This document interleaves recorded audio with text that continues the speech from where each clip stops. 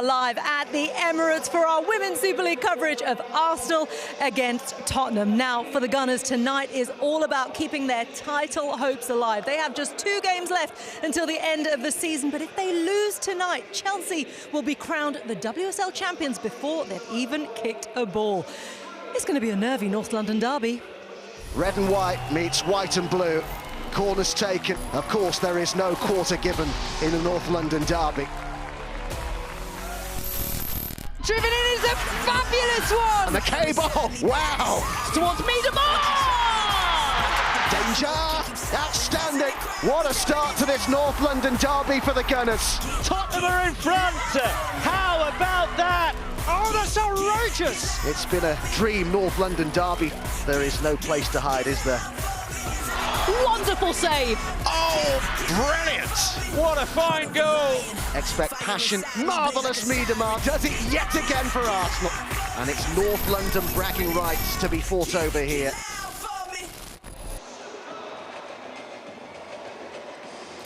Vivianne Miedemar with a statue outside the Emirates today. She scored 2 of Arsenal's 7 goals against Aston Villa on Sunday. A win tonight would leave them just a point behind Chelsea and take the title race to the final day of the season. Spurs will have a big say on where the title ends up, though. They narrowly lost to Chelsea last week and earlier in the season held the Gunners to a draw. It's been a changeable day of weather here in North London. Some 12,500 fans are expected here at the Emirates Stadium, the largest attendance for an Arsenal women's game this season. It is Arsenal against Tottenham in the Barclays Women's Super League. Kickoff here at the Emirates Stadium is in just over 10 minutes' time.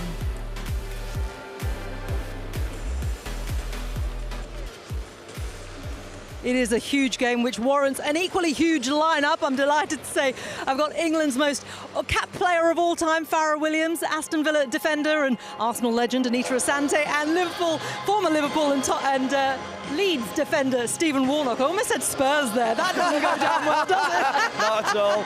And I don't remember you from Spurs.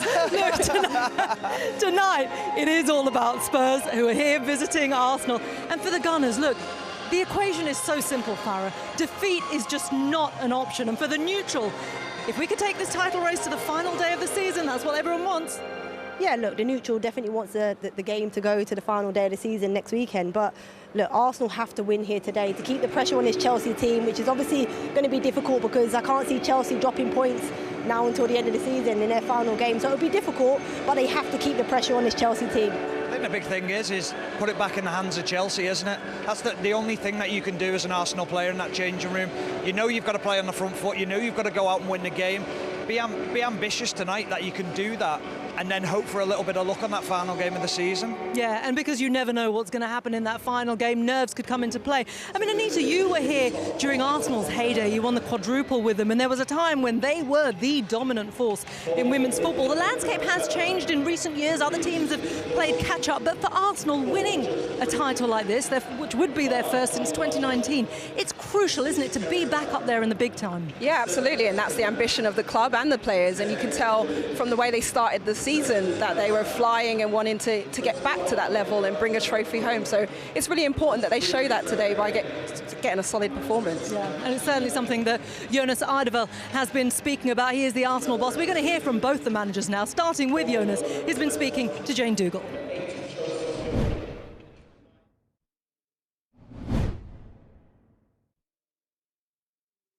Jonas, so much is on the line tonight. A win or the title is lost. How important a match is this? Can you try to put it into words? It's of course a really important match, but so it has been almost since the beginning of the season. So for us, we always go out with the pressure and play to win, and so we will do today as well.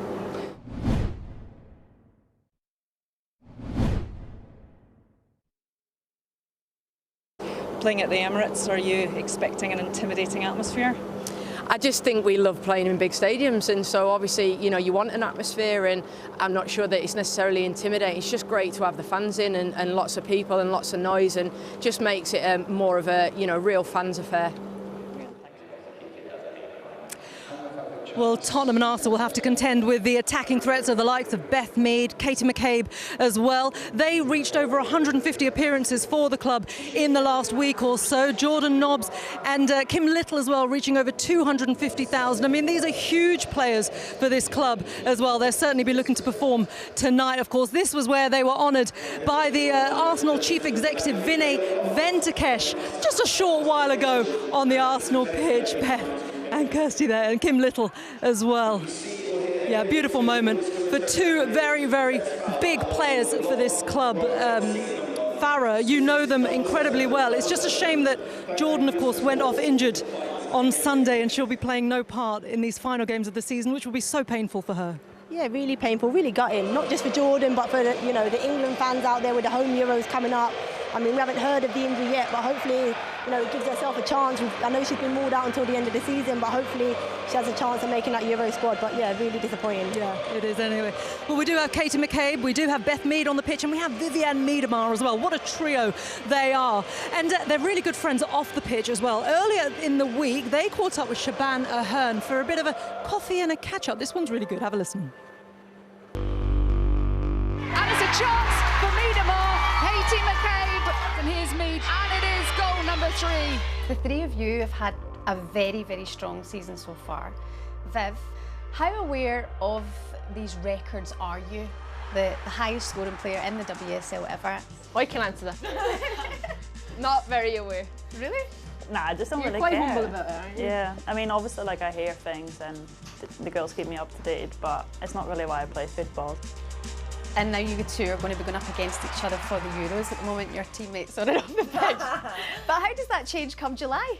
I like playing against the girls, like playing with the girls. I mean, if we win, then she'll hear it for the next 2 or 3 years. They always turn up for tournaments, to be fair. I don't think we've played each other yet, have we? No, we did semi-finals. I wasn't there. I wasn't in the squad then. Well, you've been learning some Dutch. I know decent. some. Go on. Come on. Wat doe jij? Wat doe jij is like, what you doing? So she says, Kate, what do I? Like, what are you doing? If I don't pass the ball. I never shout at you. Yeah, she does. Katie, I think you have a record of your own. We'll speak to you about it in a second. Will do. I don't want to know what this is. Yellow cards. Yeah, most yellows has to be Katie McCabe. I'm actually on a 4-game run now where I've not been booked, and Is that a record? Yeah, probably. Well done, Katie. Miedemar! It's the 337th goal of her club career. I score ugly goals. Ugly goals? Yeah, so I just always hit low and in the corners. Like, I never try and go for top bins and show off. A huge season as well for your new manager, Jonas Edevel. How does he get in the run-up to games like this? That intensity he brings to our trainings, and he brings that into the games, and I think it helps us. It kind of gives us energy going forward. He's developed your game as well, Viv, of more recently. How did that come around? Basically just Tina coming in, I think. Like, obviously she's a good number 9, and I mean, I've always said I'm not a 9, so I was really happy to just drop back into the 10, and I've been really enjoying it, to be fair. Probably been the best weeks at Arsenal so far. Getting to see you play at the Emirates is such a buzz for fans, but what's it like as a player? The first game of the season, you'd think the stadium was full. The atmosphere was so good, the fans were amazing, they were so loud, and they probably give us that little bit of energy to keep going.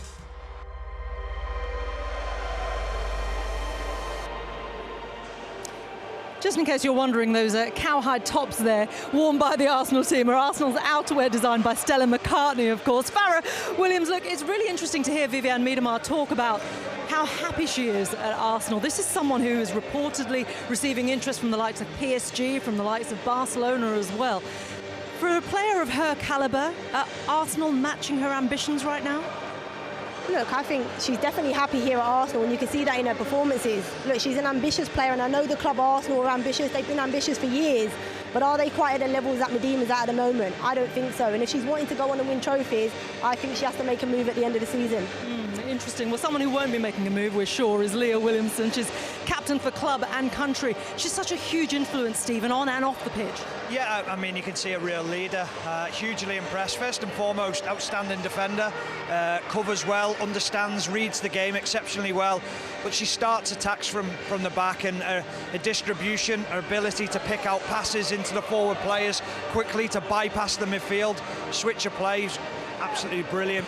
It just advances the team up the pitch, and when she was out, she had the hamstring injury, I think it was, wasn't it? And the team suffered without her because she just drives them up the pitch and picks out passes that starts those attacks and just misses out midfield players. Very difficult to defend against. Yeah, she really is. And speaking of who Arsenal will be defending against, we're looking at the likes of Rachel Williams, aren't we? She scored 6 goals in 14 WSL appearances against Arsenal. They'll have their eyes on her, won't they? Well, clearly Rachel likes scoring goals against Arsenal. Having played against her, I know she's a fierce contender, will run through brick walls for her team, but her movement is so clever and her timing into the box, and I just like how positive she is. She, doesn't hesitate in and around the box, will take the shot on, but she also allows her teammates to catch up and join the attacks and create overloads in the attacking third, and that's going to be incredibly important for them today as well.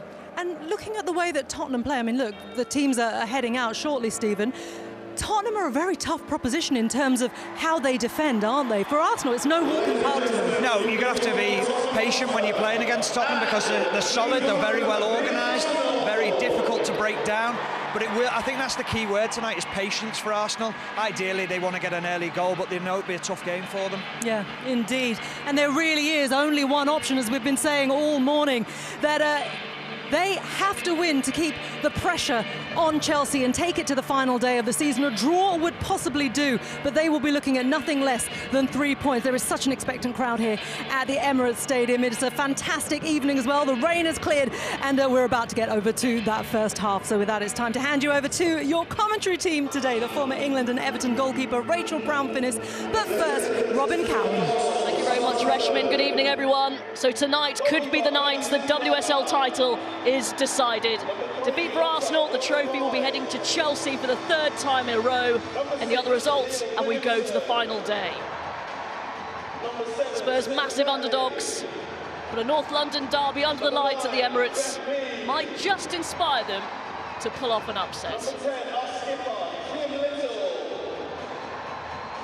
Here are your teams then. Arsenal make 2 changes from the 7-0 win against Aston Villa on Sunday. Manuela Zinsberger returns in goal for Williams. Stina Blackstenius starts after scoring from the bench last time out, and Katie McCabe drops to the bench. Mana Iwabuchi is fit enough to be named among the subs. 4 changes for Spurs from the draw with Everton. Tina Riker-Korpela is in goal for Becky Spencer. Josie Green starts for the first time since January. Jessica Naz and Kaya Simon come in. Ale, Tang and Sumanen all drop to the bench. So a high-pressure game for Arsenal, who really have to win if they're to have any chance of stealing the title off Chelsea. And a couple of key players missing for Arsenal. Jordan Nobbs, we're still waiting for news of how serious the injury she suffered at Boreham Wood will be. Rachel Brown-Finnis, you've picked out a couple of potentially key players.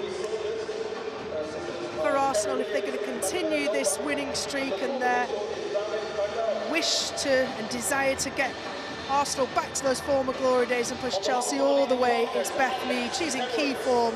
She's broken the record recently, this last weekend actually, for chances created across WSL. I think she's up to 64 chances created. The way that she's synchronised movement and movement down the right-hand side, she can cut in on her left and cross it in, she can score. And goalkeeper Tina Korpela is back in goal for Spurs.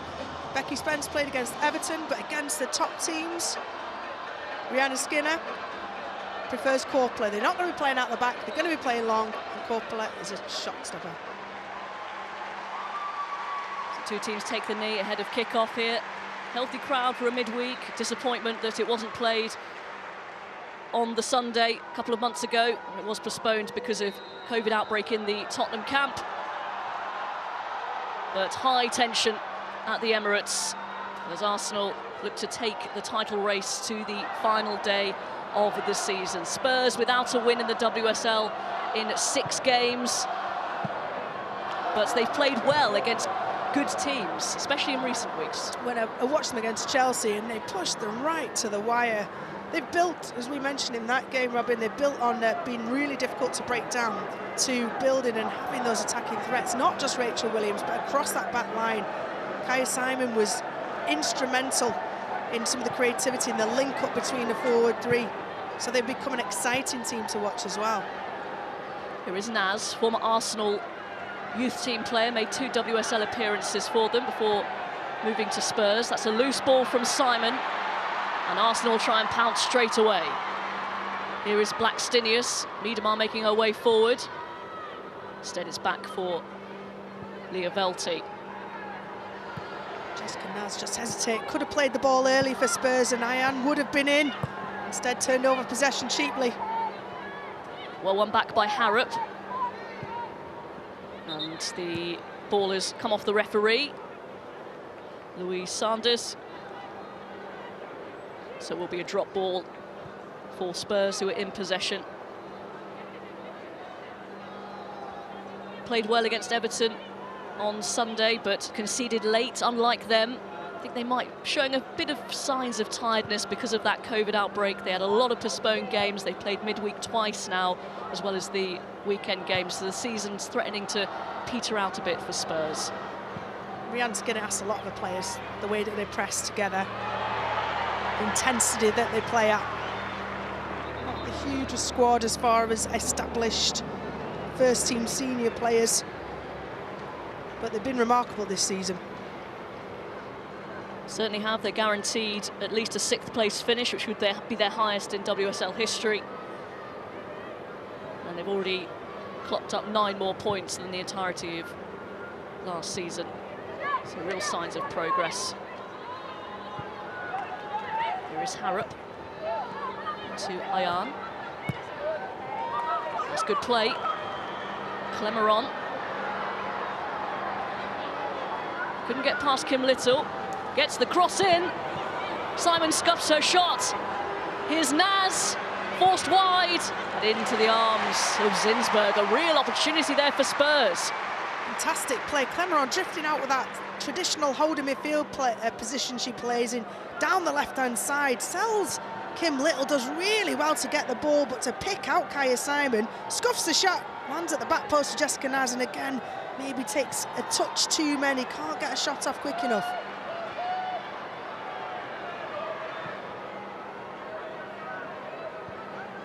Opportunity there for Spurs, who could become today the only team in the WSL this season who have not lost to Arsenal. 1-1 at the Hive, but here comes Beth Mead. And it's 1-0. Beth Mead continues her hot streak. 6 goals in the last 6 WSL games. A cool, calm finish. And Beth Mead receives the applause. What a season she is having.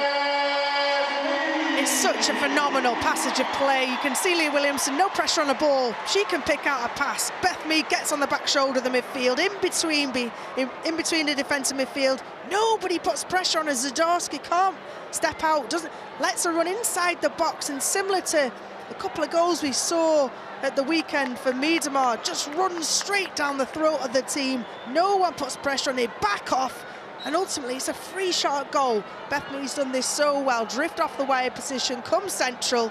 She's an extra threat. A 3-pronged attack for Arsenal. As she did on the first day of the season against Chelsea, Beth Mead scores at the Emirates, becoming a big player for the big stage. A little bit too easy for a player of her quality. Chop onto the left foot, away from Bartrip, and player on her form was never going to miss that one. And just the start that Arsenal wanted.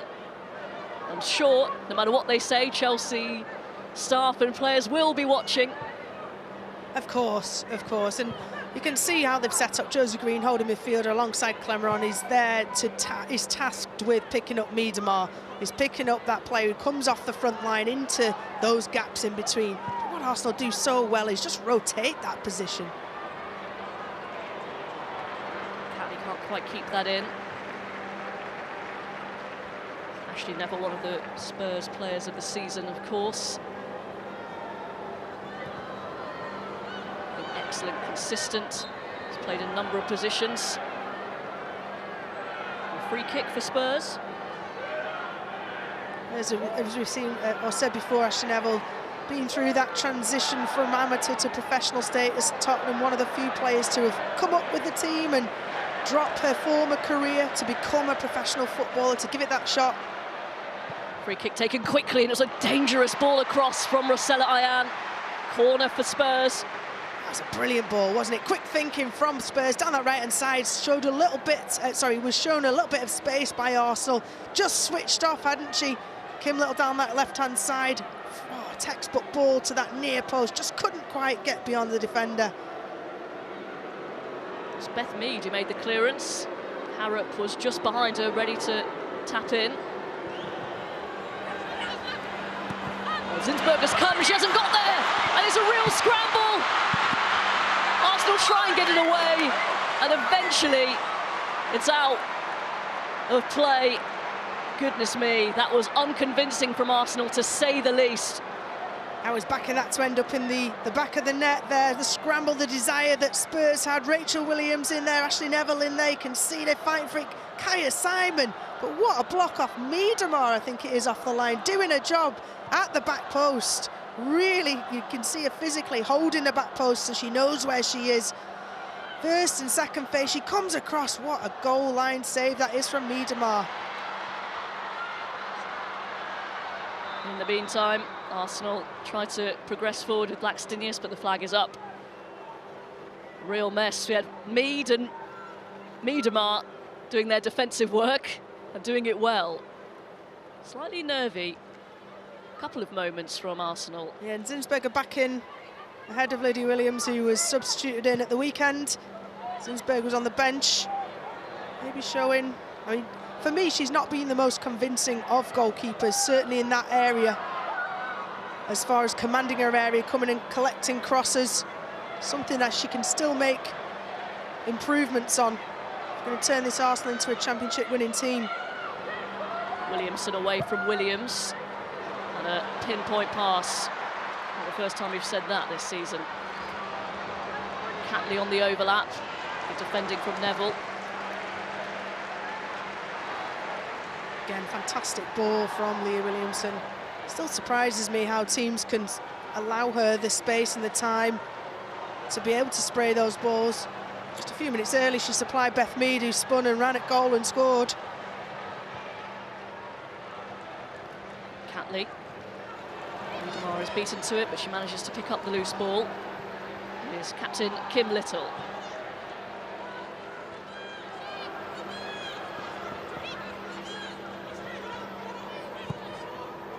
Arsenal with excellent form in the WSL, won the last 6 games in the competition and scored at least 3 times during that run. But it may not be enough. Final day, they go to West Ham. Chelsea host Manchester United. We'll see what unfolds there. Still work for Arsenal to do here. Spurs proving, despite conceding, they are a threat, especially from set pieces. Here is Mead. Lovely ball. Blackstenius. Gathered by Korpela. It was the right ball. Korpela dealt with it ultimately, but there should have been a runner from Arsenal. As that ball's coming down, Blackstenius is running towards the touchline. See it here. Lovely ball through. Really well-worked passage of play. That's the cue. She's looking. Her option is to whip it in near post. Just needed that runner to get across the defender. Really slick football from Arsenal.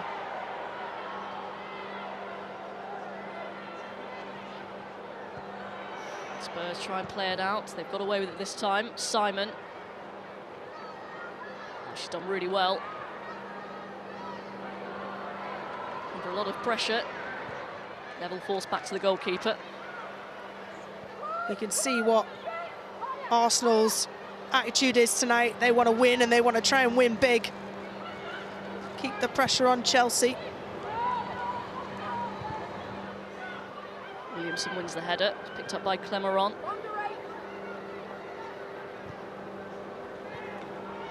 Spurs led at the Hive in the reverse fixture.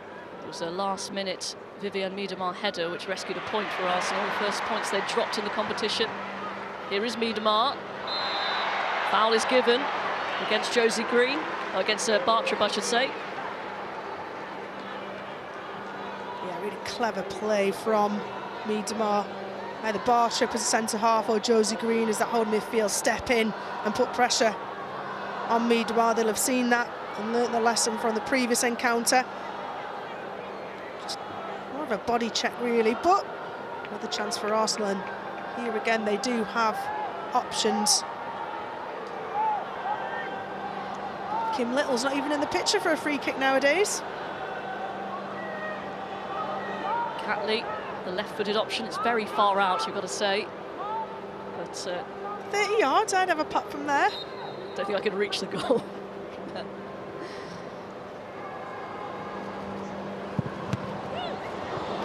It's deflected away for a corner. Wall did its job there, very well set up by Corpler, very well organised, 4 in the wall, 5 just off of it to cover the back post.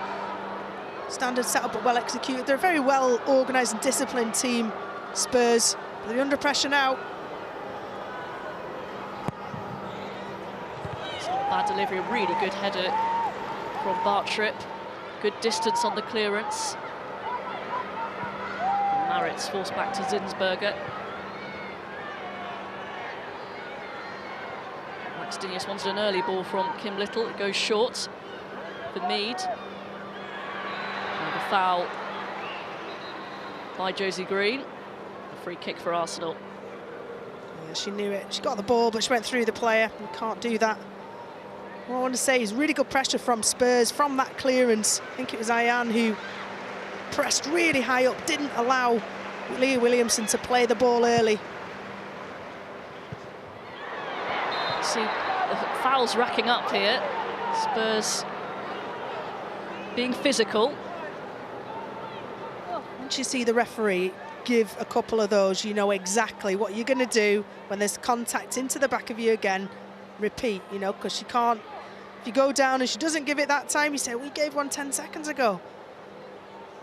And I think they all have been free kicks. I think the referee has called them all correctly. But there's ways of enticing that type of contact. Stand still, you can see the player, you can see the ball, you know the line that the player's going to have to run to. And if that's through you, then you're going to get a free kick in a dangerous position.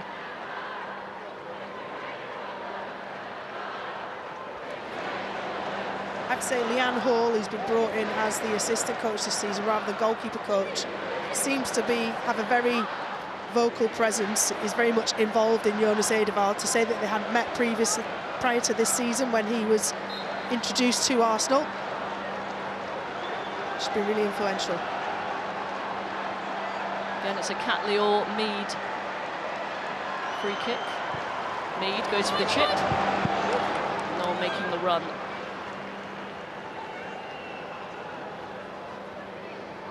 So far, so good for Arsenal.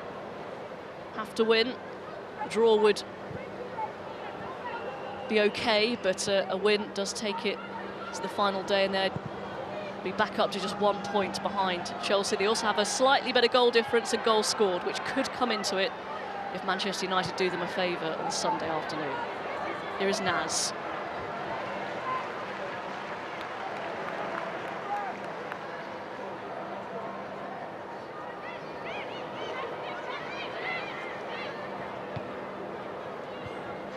Harrop onto Ayan.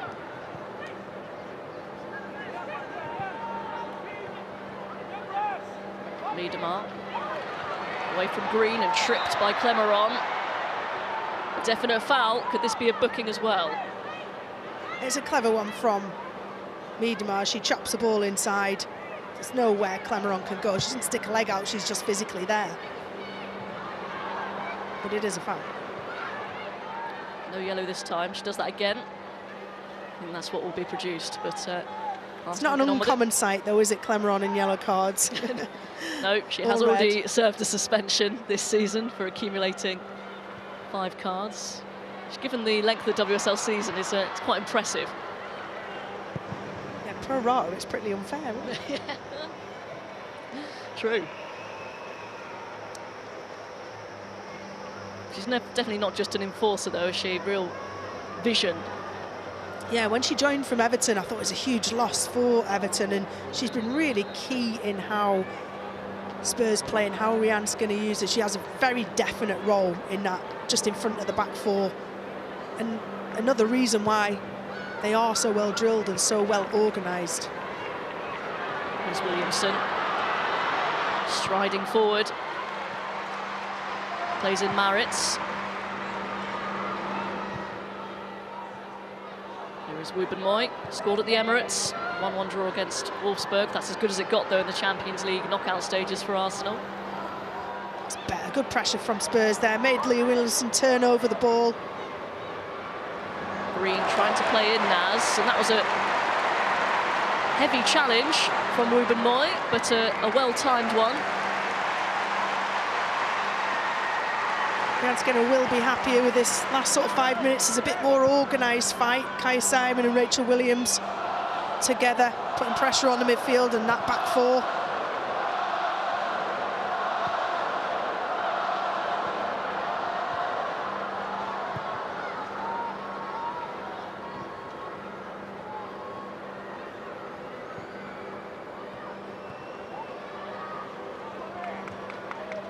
Much larger pitch, larger surroundings than Boreham Wood. See Arsenal are enjoying it. Mead offside. Very tight.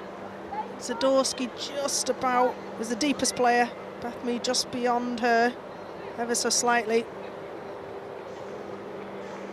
Yeah, looks the right decision.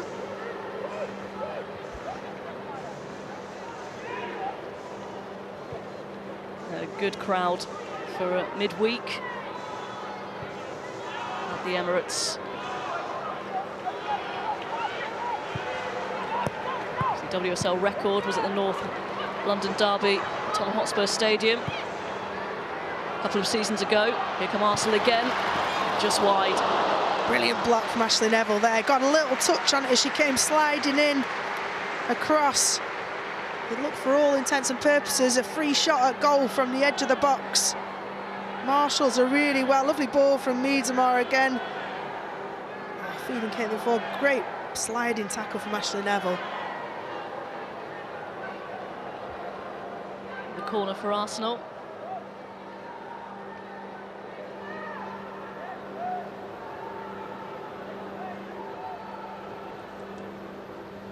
Very crowded in the 6-yard box.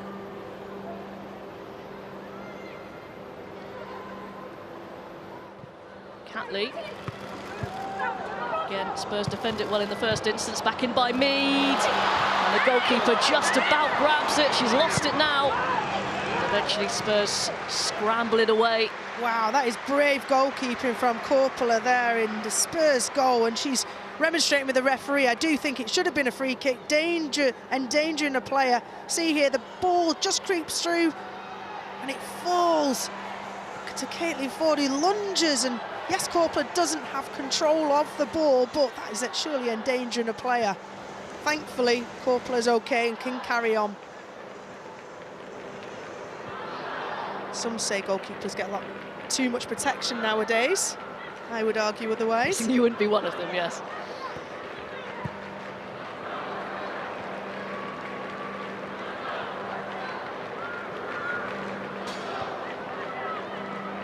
Here is Miedema. Spotted Beth Mead. Harrop cuts out the pass.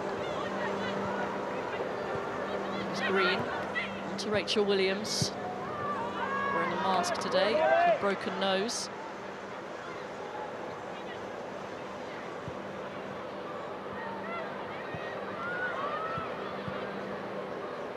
I'm sure they'll have had to have bribed her to wear that mask, because she's one tough player. Physicality has been unquestionable throughout her career, her effort and endeavour. Come back from really serious ACL injuries. And a real leader within that Spurs team. An excellent record against Arsenal, 6 goals in the WSL. 4 headers, I think it is, statistically for Rach Williams against Arsenal. Saying that could be threatening on set pieces, and this is the chance again. Caitlin Ford has the right to go for that ball, but with studs up, I think it should have been a free kick to Spurs. As you said, brave goalkeeping from Korpela. He turns 36 tomorrow. We played at the 2009 European Championships against each other, so she's a lot of experience. Korpela, another former Everton player, Finnish international goalkeeper. Will also be playing at Euro 2022 as well for Finland. Great career. Free kick once again for Arsenal. Velti this time. Williams unhappy with that decision. You can see what Rach is saying. Ref, I won the ball, and she did. It's not a foul to be a shoulder check. If we see it again, is it a shoulder check? I would argue it's more of a bit of a shove. On reflection, it's close. It was. If she'd kept her hands down, it probably would have been shoulder to shoulder. But, you know, Rachel Williams, from day one, being at Birmingham and as a youngster, playing in the Olympics, she's had such a glittering career. Here's Blackstenius in behind. A vital block by Josie Green.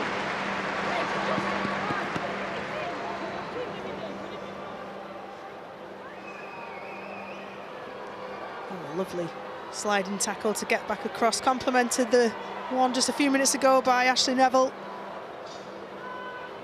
You can see the numbers flooding forwards. Blackstenius, Beth Mead, Miedema, Kim Little coming deeper from midfield, all to threaten that back line of Spurs. It's a deep delivery. Velti's there, but Neville wins the header. Here's Catley.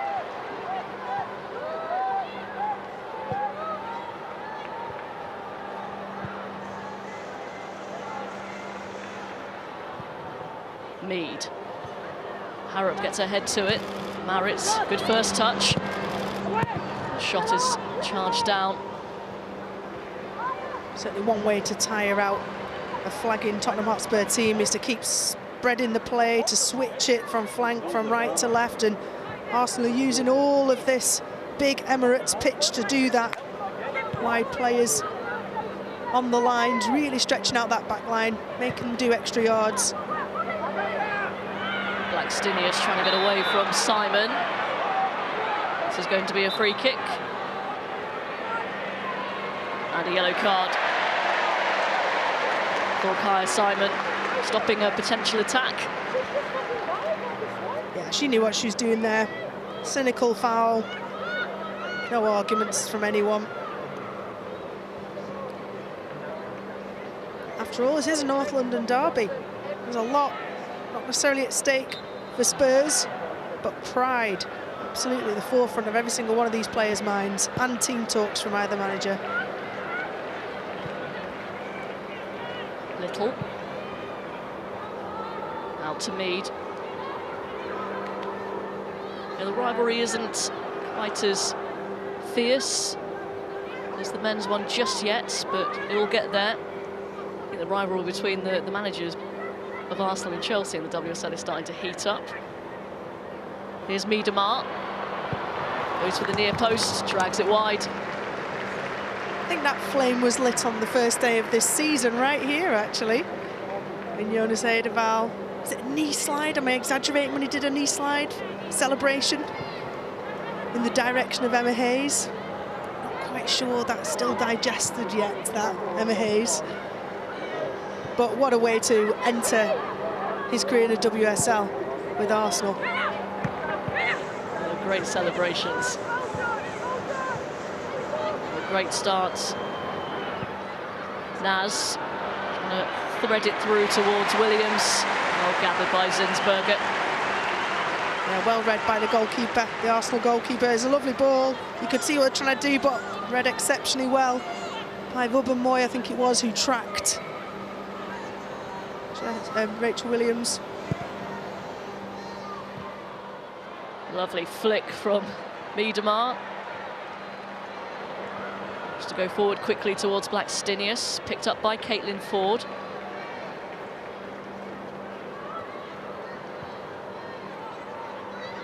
It's interesting to hear in the build-up, Miedemar enjoying her slightly more withdrawn role. Arsenal fans and Arsenal players would enjoy Miedemar more if she was willing to sign a contract before the end of this season. A couple of games left and it still hangs in the balance really whether she'll be here next season. Not short of offers, but a huge miss to this league she would be if she does decide to move on. This league, if you got inside information, it would be a broad move. Can you see her going anywhere else in this league? I think the world would explode if she went to Chelsea. Here's Ford. Lovely ball on for Catley. Corner kick. Again, good defending from Neville. That pause from Catley just as she looked up and let the ball roll on another couple of yards, allowed Ashley Neville to get across and make that block. Jonas Eidevall will be desperate for Arsenal to get another goal. Talked about how potentially goal difference could make a difference at the end of this season. Needs delivery. Ruben Moy. She got there, but she couldn't direct the header towards goal. Picked up by Miedemar.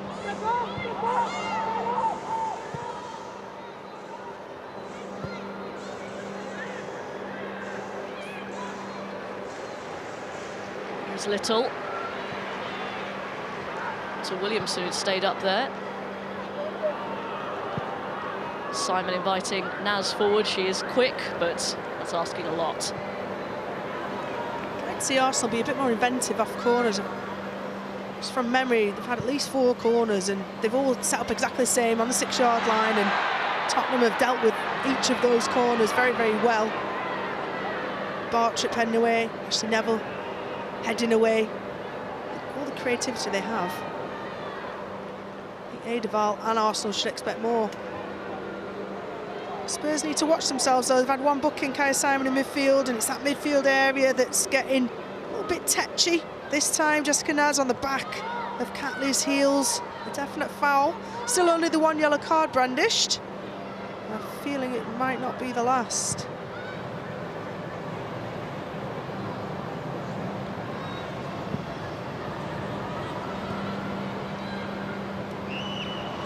Lovely touch from Belty away from Naz onto Catley.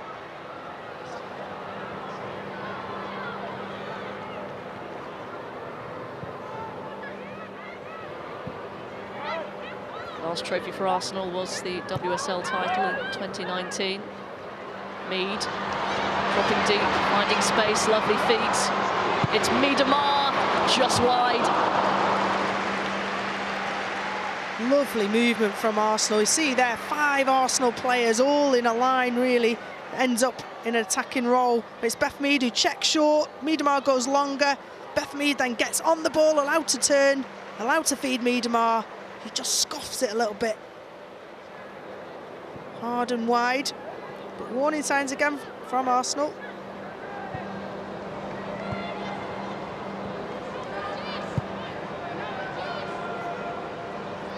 Of flourishes from Spurs, but otherwise haven't really troubled Arsenal. They are creative on set pieces. Tottenham Hotspur, see, they really troubled Chelsea with them, both their games.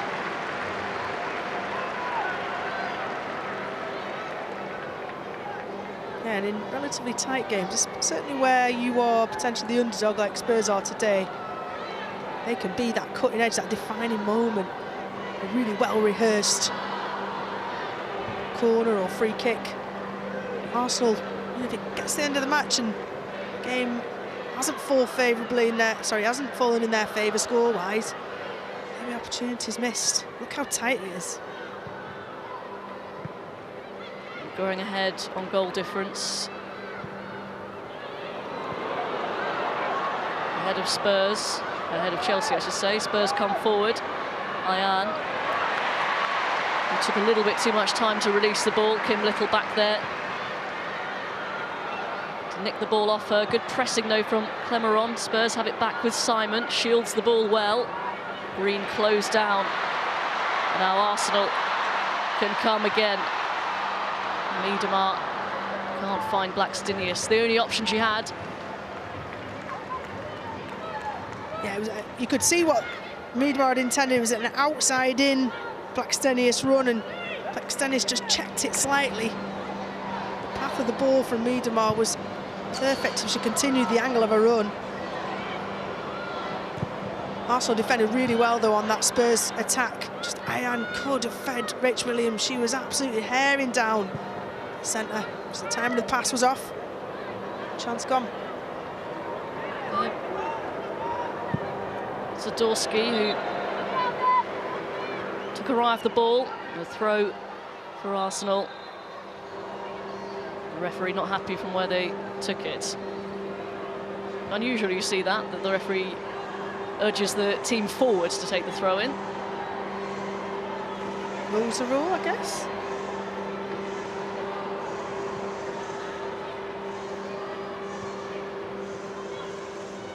Williams, really good hold-up play.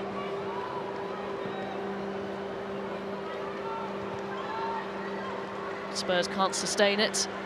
Back in Arsenal possession.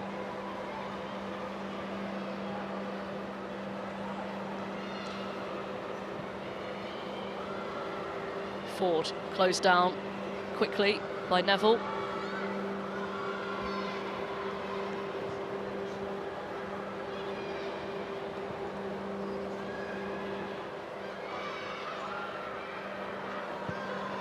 Ruben Moy. And the ball over the top for Blackstenius.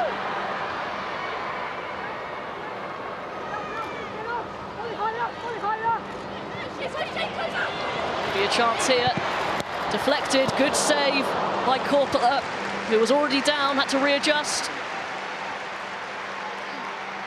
Yeah, she watched that really well, because it's hard to, when a ball in a tight area, there's bodies in front of you, shifty movement, near post Korpela there. See your bodies in front of you, has to react late, does really well. Here's Mead. Velty shot closed down quickly by Green. It's been a feature of Spurs' season. They're not afraid to put their bodies on the line. Really impressive commitment to the cause. Yeah, that centre-half pairing of Bartrip and Zadorsky, excuse me, has been excellent. As well as the nous and experience of Keris Harrop at left-back. More often than not, Ashley Neville at right-back. There's a lot of WSL games in that, a lot of international experience as well with Zadorsky. And the spine of the team is really building nicely at Spurs. Yeah, only the top three have conceded fewer goals in the WSL this season than Spurs. Yeah, Rhian Skinner's done an excellent job since she's been here for 18 months, a season and a half now. Arsenal put it back in a good position. Big flick from Catley. Crowd enjoyed that.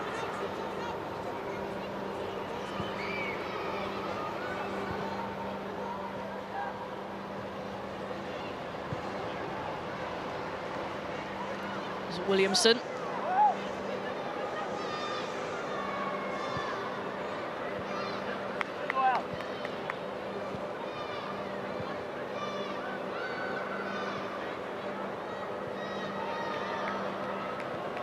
It was never going to be another 7-0 against Spurs, but I think Jon Sedeval might be slightly anxious for Arsenal to add a couple more.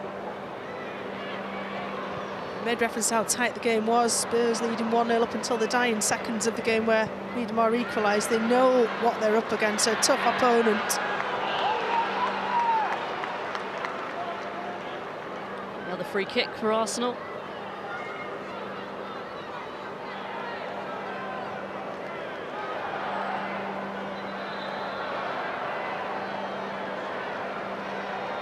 Referee, stickler for where it should be taken. taken quickly. Miedemar nearly got there. Well read. Good timing on the challenge as well from Bartrip. Rachel Williams, I think she was trying to lay that off further forward, but it's on for Simon.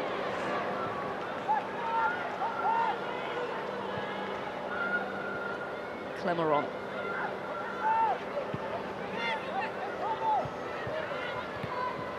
Harrop dispossessed. Beth Mead, she's got it back.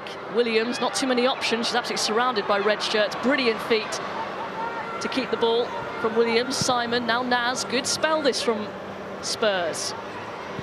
Neville goes for the early cross, but too close to Zinsberger. Yeah, not enough pace and depth on it, but you're right, a really positive spell of play. One-touch passing, you can see they know where their players are going to be. Those triangles in midfield. The awareness to switch it out wide. Naz to set it back to Neville was the right thing to do. It's just the quality of the cross wasn't quite there to really finish off what would have been a wonderful passage of play from Spurs.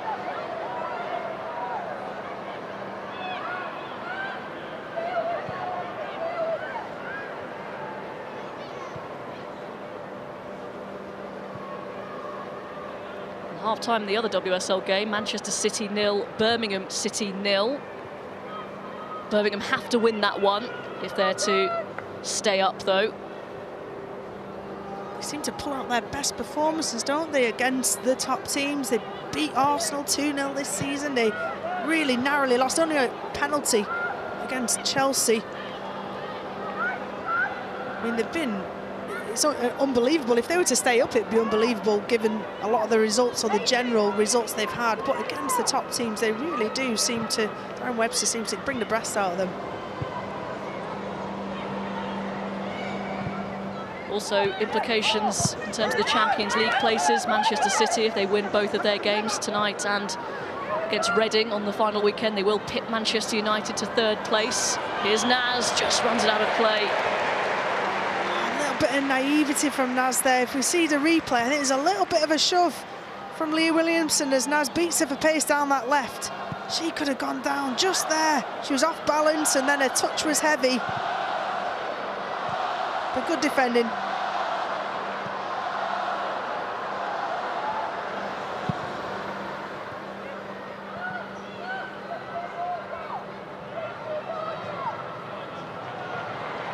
Ford wanted the early ball, still pointing for it. Cut out by Ashley Neville with a really good intervention from the Chelsea right back, the Spurs right back, I should say.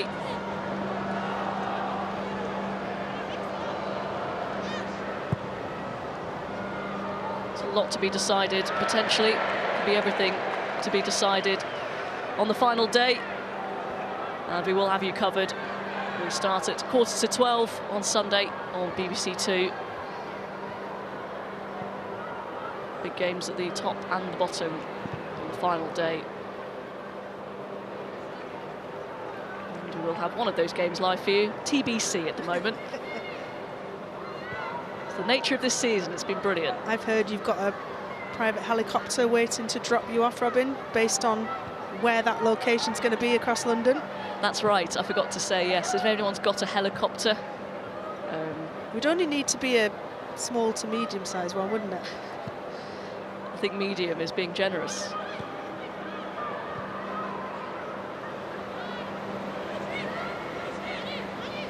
But the trophy will be in London somewhere. There's Arsenal will be at West Ham, Chelsea at home. It's going to be one of those two. The FA Cup final the weekend after. Hope the sun will be out for that. Yeah, let's hope so.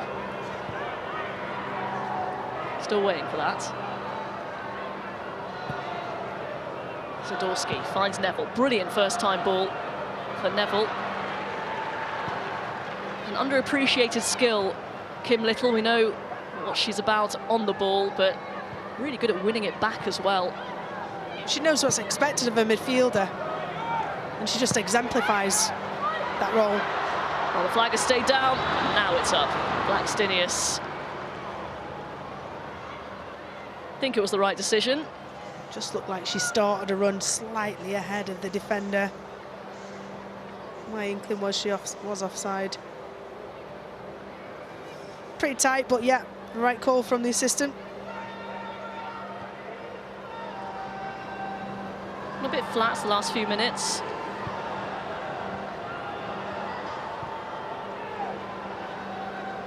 Certainly started off frantic or controlled aggression from Arsenal. Playing really high up, bodies joining in. And Spurs have got back into it, roughing things up in the midfield. A few little one-touch passages. Back, Kim Little, Naz. Arsenal wanted the foul. The referee waves play on. Naz, though, running into a bit of a cul-de-sac, needs support. Finds Rachel Williams. Now Harrop. Clemeron. No pressure on her, assessing her options.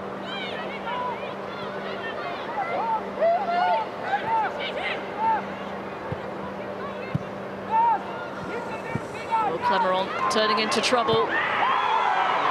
Velty and Arsenal have space here, and a lot of it.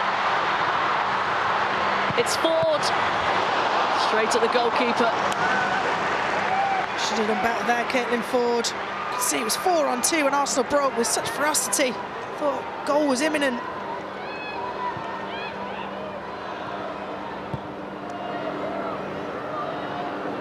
Which certainly should have been 2.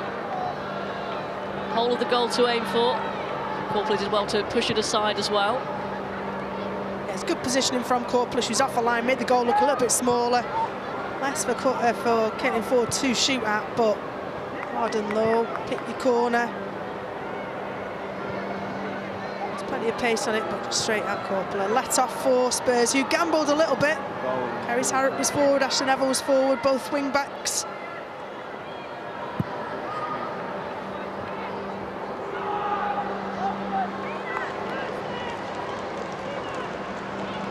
Interesting, the rotation. We've discussed that before, haven't we?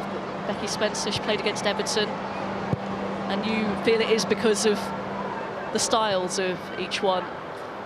Both Becky Spencer and Corpler are experienced goalkeepers. I think Corpler just has the edge over that as far as her calmness in the delivery of her information. And when you're playing against an exceptional forward attacking team like Arsenal are, or Chelsea, where Corpler has been the preferred goalkeeper, then you need that information, the clarity of that information to be absolutely precise. Because as a goalkeeper, the more you can prevent from happening in front of you with your information, you know, the fewer saves you have to make, obviously the more effective you are as a defensive unit.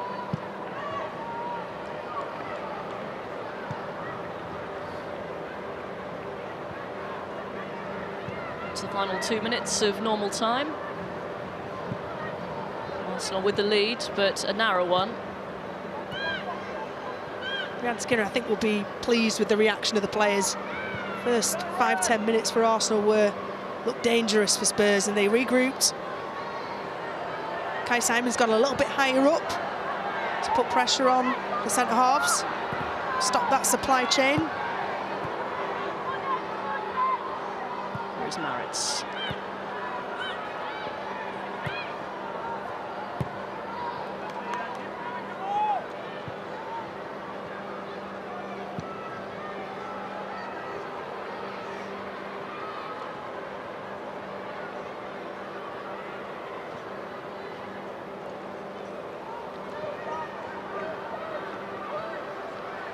Josie Green certainly grown into this game. She's not played for a while, and playing that holding midfield when you're playing against likes of Leah Valti and trying to thwart Miedemar in her run, she's really got better. Great pass from Ruben Moy while she was on the deck. Miedemar just overran that, under pressure as well. Corpler deciding to clear with her feet. She could have picked that up. No, it was a pass back from Clemeron. As she'd run through, she'd set it back. Well spotted. Oh, Mead's header just behind Miedemar. 1 minute of time added on. Arsenal trying to add a second in stoppage time. Corner kick. Clever defending there from Bartrip. I was looking as before the ball was played in. Bartrip was holding Blackstenius' shirt there, stopping her, getting across her because she was looking to go into that near post. Beth Mead, another one of those, one of that, the run that opened the account was textbook Arsenal, what they've done all season. Let's see if they can, from set pieces, which they had plenty of, extend their advantage. With the final chance of the half.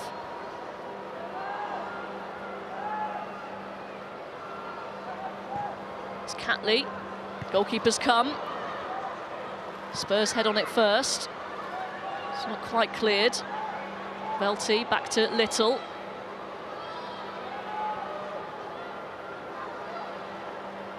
Here's Miedemar trying to work the space. And Arsenal have taken too long to fashion opportunity there. And it is the Gunners who lead at the break thanks to a very early goal from Beth Mead. They failed to extend their advantage. They've had a couple of scares as well. But as it stands, they go 1 point behind Chelsea. If it stays like this, we will go to the final day of the season to see who gets the WSL title. Half-time at the Emirates. Arsenal 1, Tottenham 0.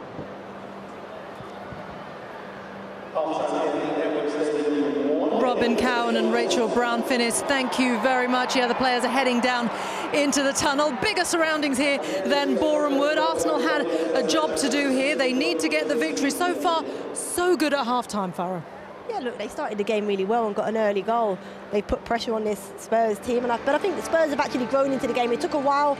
You thought Arsenal could have gone on to score a couple more after they got the early goal, but Spurs have kept themselves in the game and they've started to kick on towards the end of this first half.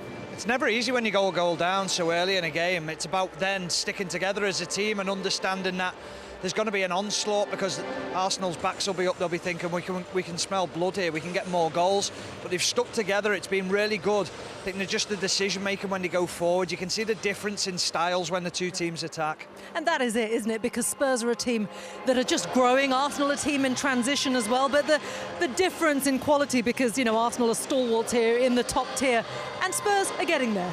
Yeah, well, I think Arsenal have asserted their dominance very early on in the game. They're almost playing in Tottenham's half. But, you know, Spurs will be happy. They're going in at half-time 1-0 down with an opportunity to turn it around in the second half and try to elevate their game. You know, they've started a bit slow, but I think once they pick up that energy, they can instill their presence a bit more. Yeah, I mean, they had to deal with an early setback, and that was the goal from Beth Mead. I mean, what a star she has been this season, and this goal really epitomises that, doesn't it, Farah? She's been fantastic. I mean, the pass from Leah Williams, it just wraps it into Beth Mead, who sits between the lines. But what Beth does so well is she drives at this Tottenham back line, and they just back off. You see here, the pass from Leah was brilliant, but the take from Beth Mead, and she drives at the Tottenham back line here. Tottenham defenders need to do more. They need to put a little bit of pressure on Beth Mead. But what a finish. She takes it in onto her left foot, sweeps it past the Tottenham defender, and then just strikes it nice and hard and low and beats the keeper with her left foot. A fantastic finish from Beth. It really is. 11 WSL goals for her now. But for Spurs, it looked like they had a chance to reply pretty soon, because there was a bit of a goalmouth scramble here. It didn't go their way, but Rhiannon Skinner looked like she was celebrating, didn't she? Yeah, at one point. It's from a set-piece situation, corner in the box, and everyone's scrambling for first contacts, but you have to commend Miedemar here because she's on the line and she makes a fantastic block off the line to stop Spurs, you know, capitalising. And it's important for Spurs to to utilise these moments, because these opportunities to score. And Caitlin Ford did have a chance to score before the break as well, but for this brilliant save from Korpela. Yeah, look, Caitlin's been dangerous down this left-hand side for Arsenal in this game. She's been fantastic. We'll see the chances here for her. She just comes in off the left-hand side and she's right-footed and just hits one with her right. Look, the keeper's had to see through some bodies here, so it's a fantastic save. But equally as impressive strike from her forward. And here's the other chance she gets. I feel like as she's driving towards the defender here, I feel like she should have played Miedemar in on the outside rather than take the shot. But look, she's a striker. She's got that striker mentality and wants to score herself. It's a fantastic strike and an easy save for the goalkeeper. Yeah. Okay, well, the one we talked about pre-match, Stephen, was Leah Williamson. Such a huge influence on this Arsenal team. She's been everywhere today, hasn't she? Yeah, it's been really impressive. I mean, early on in the game. This is what I really like, though, and this is the difference between the teams. When she drives out, just look at the bodies that come towards her. They know they've got to react to it. Then she slips in the passes. Great ball again, splitting the lines, making sure that she can find players in space, and this has caused Tottenham real problems throughout the game, because when she picks her head up, we saw it in the goal. They've got to go tight, the defenders, to strikers, got to go in on Beth Mead, make sure that they're tight to her, because as soon as she picks her head up, she wants to hit that pass through. You've got to be brave as defenders. I think they did that a little bit more towards the end of the game, but she's got so much quality when she picks the ball up, and they've got to find a way of pushing her inside onto her left foot. Don't allow her to come onto her right foot and start them attacks again. And Spurs can afford to be a bit braver on the front foot as well in terms of attacking as well, Farah. Yeah, I think so, and I think we started to see that in the second half. As I mentioned earlier, they've grown into this game, but look, Tottenham have had a lot of games of late. They've had to play catch-up games. They had a lot of COVID cases earlier on, so they're playing they've had a lot of games against top opposition, back-to-back games against Chelsea. Now they're playing Arsenal, so it's difficult. I think the second half will be important, that they stay in the game again for longer, and then maybe last 20 minutes really push on and try and get something out of the game. Okay, well, it is so tight at the top. A victory today and Arsenal will take this title chase to the final day of the season, which is, of course, on Sunday. And you can join us on BBC Sport for the conclusion of this WSL season, which has been exhilarating, hasn't it? Brilliant crowd here, by the way, at the Emirates. 12,500 people here in a sort of, 60,000 arena capacity. A big pitch as well, but everyone seems to be having a very good time indeed. It really does have that big game feel, and it should do, shouldn't it, being a North London derby. Well, as we head to the end of the season for the men's and the women's, of course, the standard of refereeing and all the decisions that have been made does come under the spotlight. As for the women's game, Bibi Steinhaus-Muir is a 7-time women's referee of the year, a huge figure in the game, and she has plenty to say about how the women's game can be improved. And earlier in the week, she caught up with Kelly Summers.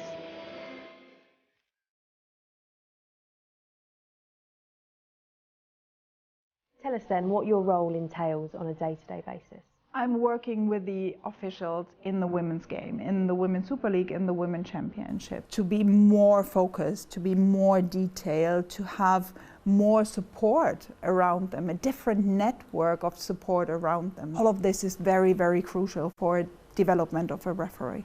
Do you understand some of the criticism that has been directed at some of the decisions and some of the referees in the WSL this year? Within the Women's Super League and within the Women's Championship, we have 264 fixtures throughout a whole season. We're talking 300 decisions. So we are actually talking 79,000-ish decisions throughout a whole season. 79,000 crucial decisions which have key match influence on an outcome potentially on the game as well. The teams prepare in the best way possible to aim for the title. The referees do everything they have in their capacity to not get involved in this win about the title. For those that don't know, you're part of a refereeing power couple, aren't you? Married to former Premier League referee Howard Webb. Do you kind of share stories and expertise in your household? Of course, yeah. We're talking offside on Sunday morning breakfast. VAR, it's a hot topic at the moment, isn't it? Will we see it in the WSL, do you think? Technical support helps the game to grow. So I'm absolutely happy and willing to look together with the competition department at the growth of the game and what can be and how we can involve it into the women's game to get the best out of it for everybody. So we are in close contact already and discussing behind the scenes like what could be possible, definitely, yeah. It will be a really historic moment for the PGML and the country this summer. Yeah. 4 officials involved in a women's international tournament for the very first time. How proud are you of that? Massively. We all are. Like the whole group of female officials, of women's select group officials is so proud of having like 4 representatives at the tournament. It just shows that with a lot of work, dedication, preparation, you can reach your goals. Bibi Steinhaus-Muir with Kelly Summers there, and some really interesting points that came up. One of them is to do with VAR. I mean, It's taken generations, really, in the men's professional game to introduce VAR. We're taking baby steps here in the women's game. Would it be a step too far? I mean, she's advocating that it would possibly help the women's game. What do you think about that, Anita? Well, I'm personally a fan of, human error, but I think in this instance, that refereeing in the women's game isn't fully professional yet, and that's where the support really should be directed to get them as much exposure and practice at this level to make, better decisions rather than taking decisions out of their hands. I think the big thing is the amount of money it costs to put into that, inject it into the game, put it back into the referee and make it professional, as you say, give them more opportunities. There is other arguments where you bring male professional referees in to work with the women as well to improve the standard. But you look at the Scottish game in the Men's Premier League, it's taken till this season to put it in, but it's come at a huge cost, and they weren't really in massive favour of it because the cost of it, it's huge. Now, if you're going to play at stadiums like this week in, week out, it's already here, but you don't get that in the women's game yet. They're not always playing at the main stadiums. And this is it, because it's not everyone's cup of tea, is it? VAR has been introduced, and it's been like Marmite, Farah. So I suppose to bring it into the women's game so soon could rub some people up the wrong way. Yeah, look, there's an argument 2 and 4, but I'm against it. Like, I think, I hate watching the men's game and the delays and how long it takes to make a decision. I actually quite enjoy referees making human error like we do as players and pundits. And I quite enjoy that part of the game, and I don't want to take that away from our women's game. And as you said, baby steps first in the women's game. Okay. Well, Arsenal are taking baby steps towards keeping in this title race here at the Emirates. It is, of course, Arsenal 1 and Tottenham Hotspur 0. There is, of course, another very important game taking place, which has consequences for European qualification and the bottom of the table as well. Manchester City looking to pit Manchester United to that 3rd spot and that elusive Champions League position. Birmingham City, if they lose today, they would be relegated tonight. That game, though, is currently goalless. And I'm going to take you now through the final round of WSL fixtures. They are all on Sunday. All 6 matches are kicking off at midday. Aston Villa host Birmingham in a local derby. Brighton take on Everton. Manchester United travel to champions Chelsea. Reading are up against Manchester City. Spurs will be at home to Leicester City, while Arsenal will be travelling to West Ham. Well, here, though, at the Emirates, we can head a little bit further along pitch side, where Jane Dougal is currently with the former Tottenham defender Jenna Schillaci. Thanks very much, Reshman. Yes, Jenna alongside me, and I know you've been keeping an eye on the other match, 0-0 at the moment, and Man City and Man United scrapping it out for that 3rd place. But Jenna, that could have been Tottenham. Yeah, it could have been. I mean, they got off to a fantastic start to this season. They're really hard to beat, nicking points off the top teams, which they've never done before. I think, in the last months or so, they've drifted away from the top 3, but it's still been a really progressive season, and they're still on track to finish in their highest ever spot to date. So, yeah, still a positive season. Back to tonight's match, how do you rate Tottenham's performance? Such a big stadium as well, and such a huge occasion. Yeah, I think obviously it didn't start as well as they would have hoped. Frustrating to concede in the manner they did so early on, but I think since that early goal, they've done well to stay in the game. They've created chances, but I think Arsenal have controlled the game. But, the second half now, I think they've struggled on the overload on the left-hand side. Arsenal have really been exploiting that space, but they're still in this game, and, only takes one chance to get back in it. They've had a couple of cracking chances as well, haven't they? Goal-mouth scramble. Yeah, absolutely. I mean, those are the moments that they've got to be better and be clinical, because, their moments don't come often. And also there's been a couple of decent saves as well from Corpella. And speaking of keepers, England's and Manchester City keeper Karen Bardsley has announced her retirement. 82 caps for her country. Just how much of a legend is she? Oh, she's an absolute legend, an absolute advocate for the women's game. I think, 82 caps for England, 20-year career. She's been a fantastic player, role model, and, it's a sad day for women's football to lose a player like that. All right, Jenna Schillaci, thanks very much for speaking to us. We'll let you get back to working for BBC Radio 5 Live. Back to you, Reshman. Jane, thank you very much. Yeah, Jenna will be hot-footing it back to the commentary box for Radio 5 Live ahead of the second half here. But just to let you know and mark your card, there is plenty of football coming up on BBC Sport in the next week.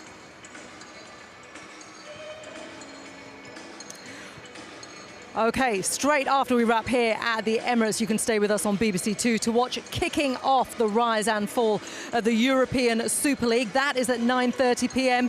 You can watch the latest episode of Match of the Day X on BBC Three. That's tomorrow at 10:50 on the BBC iPlayer. You can watch Match of the Day presenters Gary Lineker, Alan Shearer and Michael Richards debate their football top 10s. We'll have all the games from the run-in and show you the trophy being lifted on the last day of the season this Sunday in the WSL. All the build-up is from 11:45 on BBC Two. And before we head back to the second half of Arsenal against Tottenham, let's get a recap of the first. It's high tension at the Emirates as Arsenal look to take the title race to the final day of the season. Here comes Beth Mead, and it's 1-0. What a block off Miedema. It's back in by Mead, and the goalkeeper just about grabs it. Here at the Emirates, still a great atmosphere, and the players are back out on the pitch ahead of this second half. Arsenal in their huddle. Tottenham with plenty to discuss in terms of how they're going to come back into this. Arsenal, of course, do not have the option of losing today. They need a victory or at least a draw to take this title race to the final day of the season on Sunday. So before we kick off this second half, let's hand you back to our commentary team, the former England and Everton goalkeeper Rachel Brown-Finnis. But first, Robin Cowan. Yes, thank you very much, Reshmin. And it looks like Spurs have made a change at the break. Kaya Simon off for the Finland international Evelina Summanen. So be interesting to see how Spurs approach this one. Another very good, cultured midfielder. Simon, well, didn't have a bad first half. No, I'm wondering whether that is a tactical change, because I felt Kaya Simon offered support for Rachel Williams up front, joined in as a 2 up front. But Summanen has been excellent this season. When I've seen her play, she's really grown into that midfield role. She can play as a defensive midfielder.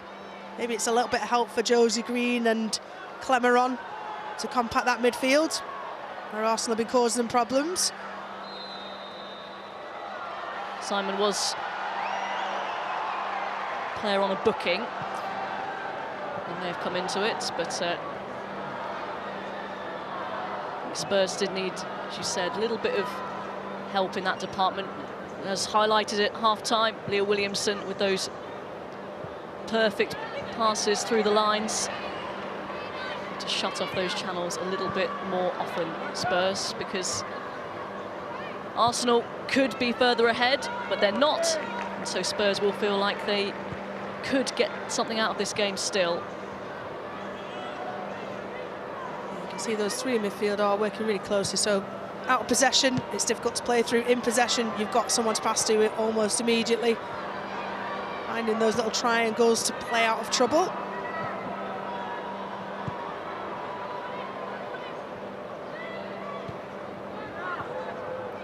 There's Clemeron.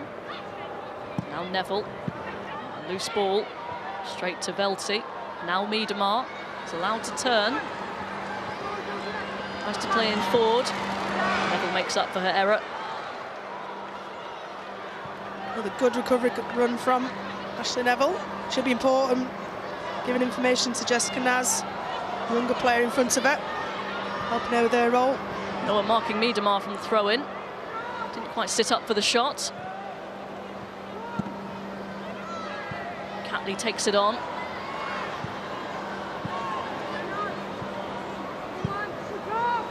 Summanen with the touch. It's away from Naz. Arsenal back on the ball. Critical touch around the corner there from Summanen. The ball had been congested a bit in Arsenal's final third, and there'd been trouble for Spurs. Williamson with another run forward. Wanted a foul. Didn't get one. It's going to fall for her centre-half partner, Wooburn Moy. Williamson still up the pitch. It's Mead. Finds Ford. It was offside. Frustrating, she didn't hold a line. Yeah, you'll see Leah Williamson, if there's certainly with the tactical change and Rachel Williams being the only one up front for Spurs, it just frees up one of the centre-halves to step out and play.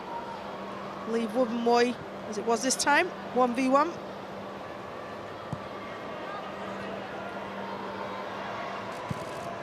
A lot of space for Beth Mead. That was a tight decision once again, which hasn't gone in Arsenal's favour. Lovely turn from Naz. I'd argue excellent defensive line to keep playing such good players offside.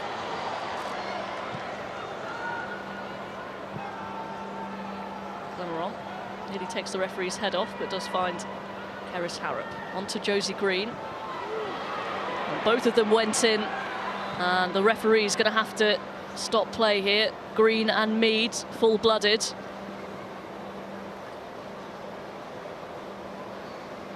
Both looking a bit of pain. Well, Beth Mead, given the form she is in, and with the Euros around the corner, everybody who supports the Lionesses will be desperately hoping she's okay. It was a lunging, studs-up challenge from Josie Green, deemed to be in control and not endangering a player, otherwise we would have seen sanctions. Yeah, referee didn't even blow for a foul to play to go on. So it's a heavy touch, isn't it, from Josie Green? She goes chasing it, and yeah, I don't think there is a foul in there. She lunges for the ball, but she's in control. She gets the ball. And it's just fully committed tackle from both players. And I'd encourage that, because that is football. It was a well-natured tackle from both players. Both players we see getting up now. And football is a contact sport, remember. She goes in, yeah, it's not studs up until the ball's played. It's Beth Mead, if anything, times the tackle really poorly. But the good thing is both players are back on their feet and intend on continuing. I suppose when she saw her teammates a few days ago see the Euros possibly head into the distance, Jordan Nobbs pick up an injury at the weekend, you have those little moments. I think every manager of a team that's taking part in the Euros, every fan of a team that's taking part in the Euros this summer is holding their breath whenever they see one of their squad members potentially down with an injury. But that's the life of Beth Mead, isn't it? She gets clattered basically every game. And you know what, I've been in the situation tail end of a season and you've got a Euros or a World Cup around the corner. You are not thinking about the Euros at all. You are fully focused on today's match, preparing for that, giving everything to that. You know, and that's why she didn't hesitate in going in for a tackle like that. Mead. Harrop tried to pull her back, but didn't succeed. Still going Beth Mead. Ran into a couple of defenders there. Naz can bring it away. Suominen on to Naz. Again, Arsenal just surrounding her. It was a good run. Just ran into too many red shirts. See, when Naz had picked up the ball then, Suominen and Clemeron had done an excellent job in congesting Beth Mead's space and turned the ball over. But when Naz got hold of the ball just as she needed to, all the space was on the wide position, in the wide areas. See her intention, she backed herself to beat the Arsenal defenders. Catley in a bit of space. To Caitlin Ford. Good run by Ford. Catley with the cross. Inches away from the head of Beth Mead. Here's Williamson. Now Little tries to slip it through for Miedemar. She'll have to settle for a corner. That was really good defending from Keris Harrop there. You saw when Miedemar burst through, she looked sure on fire to get inside and have a shot at goal. Keris Harrop just got between her and the ball, and ushered her wide. Really clever defending. Good defending initially from Spurs. And look at this. Lee Williamson threads the ball through, back to Kim Little, and all that space. Lovely little through ball. And Kerry's Harrop shields it well. Zadorsky does the rest. In the other WSL game, Manchester City now have a 2-goal lead against Birmingham, who are heading for the drop. Here comes the corner. Again, well defended. Bartrip there. Miedemar with the shot. Spurs back. Defending well. Velty with the shot, but the referee had already blown for a foul. Correct decision there. Just clip the back of Rachel Williams' heels. Again, Spurs defended that set piece excellently well. Always first head to the ball. There's a Spurs head. Defending corners.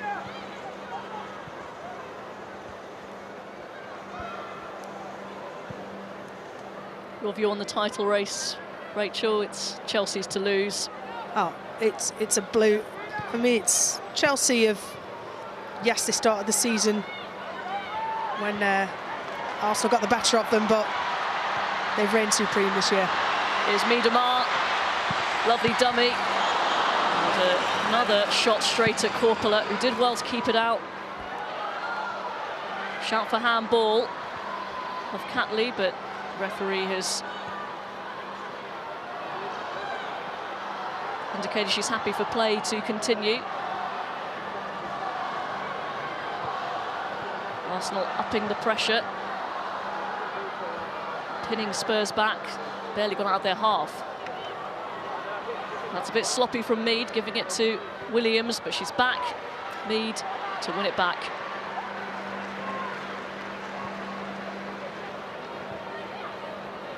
Arsenal not allowing Spurs to keep the ball at the moment, even for a second.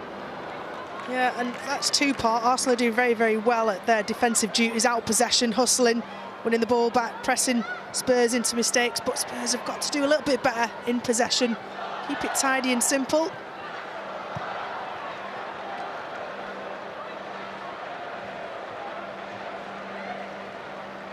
Zadorsky, Canadian international.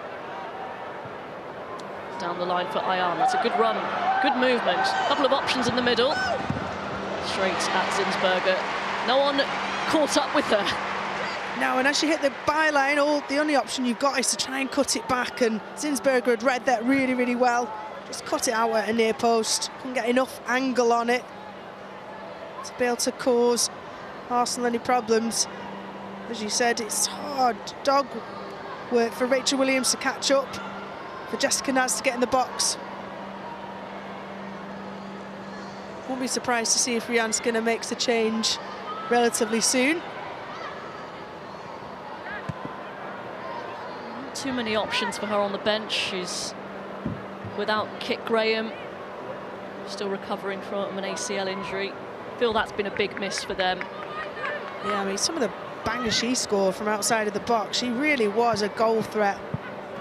Her ability to run through, touches of the ball, she had kind of everything and was getting better and better, and it's a real joy to watch in the WSL, having previously been without Spurs in the WSL and Kit Graham.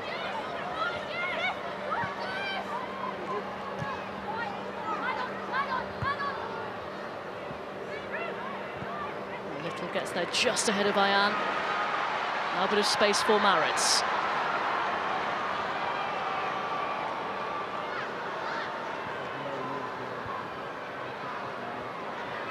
Who's Little? He's riding a couple of challenges, and then Suominen picked up for the handball.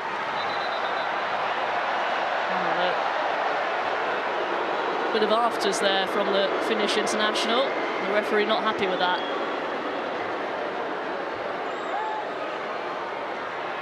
She needs to calm down. Clearly not happy with the decision, but slight overreaction. Yellow card for Suominen.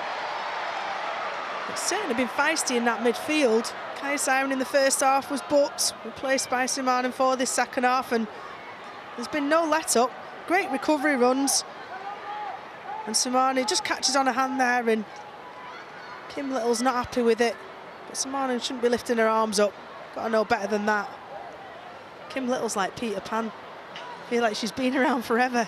2012 in the Olympics, I played alongside her the first time, and that's 10 years ago now, Robin, 2012. Please just don't say looks that. exactly the same.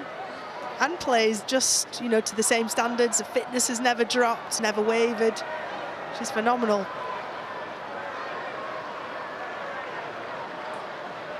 She's played now 51 consecutive games for Arsenal, featured in 51 consecutive games, which is quite some achievement.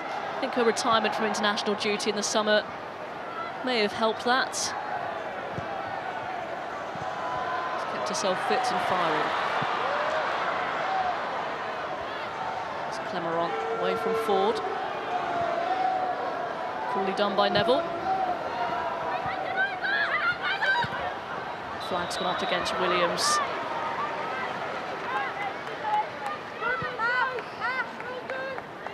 I'd agree with the half-time discussion about VAR not being necessary. I think the continual improvement of the officials tonight so far, the referee and the assistant referees have done a really good job. Tight calls when we've watched them back on TV have been proven to be exactly right. Probably going to jinx them by saying that, but there's certainly been a marked improvement in the standard of refereeing over the last few years, and it had to. Professional league, we do want professional officials. Mead. On to Miedemar. No space for the shot. Back out to Beth Mead. Options in the middle. Neville gets first contact. Catley. On to Ford. Comes away with the ball. Kim Little urged to shoot, and then Beth Mead. Just too congested on the edge of the penalty area for Arsenal. No room whatsoever.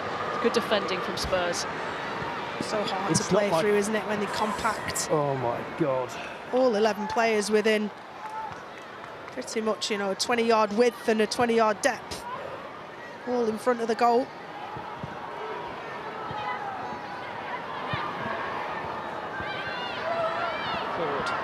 No one closing her down.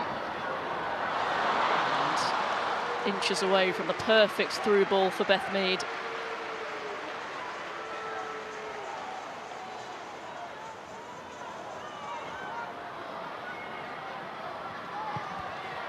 Simanen was just getting some instruction from Rhian Skinner on the sideline there. Just have a little look to see whether her role changes, whether she goes up slightly higher, because Spurs will have to gamble towards the final third of this game. They're certainly lacking attacking threat. Rachel Williams a bit isolated up top on her own.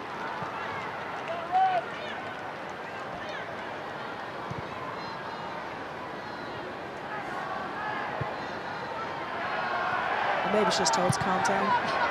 Please don't get booked again.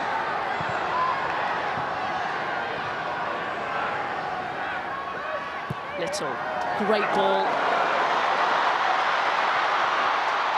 On to Ford, who'd made the move, but she can't pick out a red shirt. Keris Harrop, well, she took a chance. She's given it straight back to Arsenal and Ford. Dig towards the back post and kept in by Mead, but no one there on the end of it.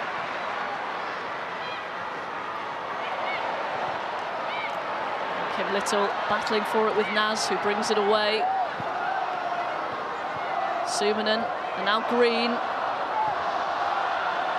Here is Naz. Now Ayan. Williams to aim for in the box.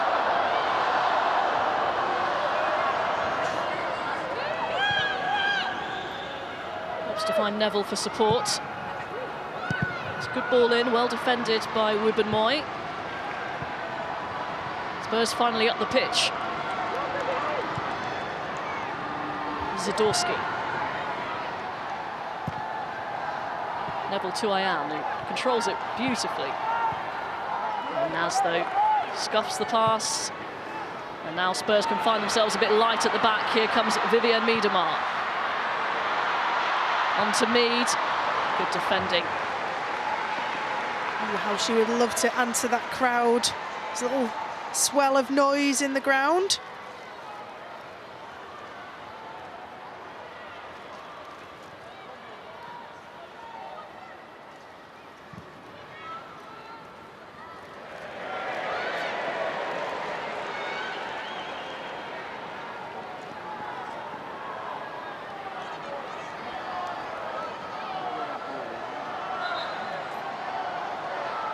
Well, all started so well first day of the season at the Emirates. The 3-2 win against Chelsea, but could well end the season empty-handed. It'd be a bitter pill to swallow, that, for Jonas Eidevall, coming in and having the impact that he felt he had on the team, and I'm sure his expectations at that point were to win the league, to potentially win the Champions League, lofty dreams of that, which were duly cut short. Mead into the penalty area. Again, really good ball across, no one there to put it in. It was, she jumped up and down after no one got on the end of that. I'm surprised she didn't shoot. She likes an angle like that to shoot from, Beth Mead. But second 6-yard box, just needed to cut it back a little titchy bit more. The edge of that 6-yard box, so players in.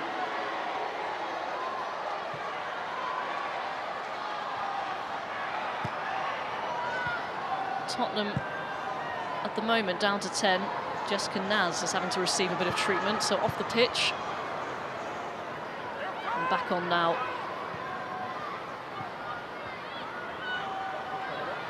Mead dispossessed.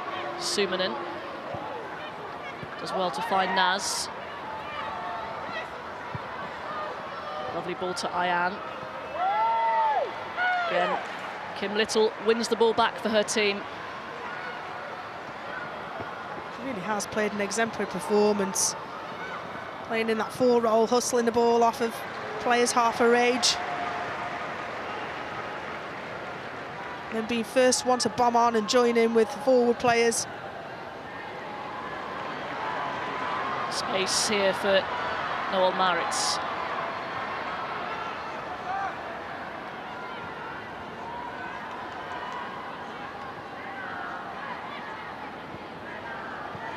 Spurs in a good shape.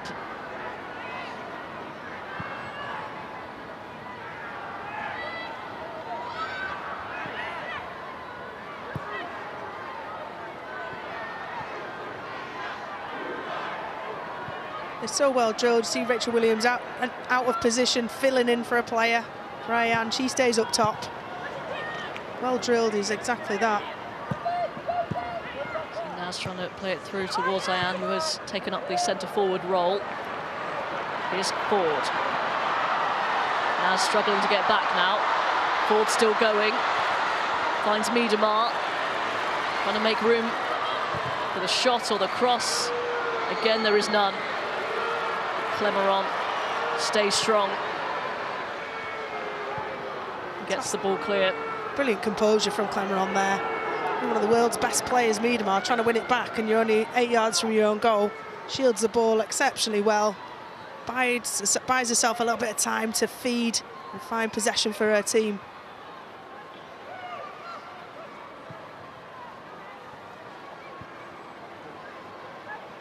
Katie McCabe getting ready for Arsenal. A wayward pass from Neville, picked up by Catley. Now here's Ford.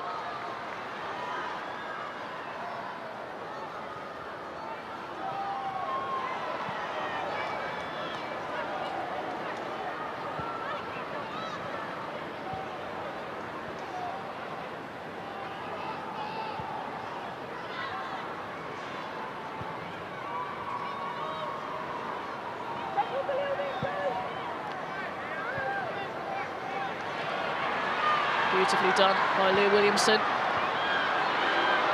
Mead. Taken up by Miedemar.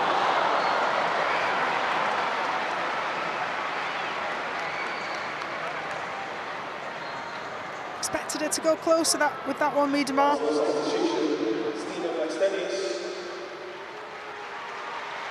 Lovely ball from Leah Williamson. Well held up by Beth Mead, but just swung and scuffed it with the outside of her left foot, plays it over.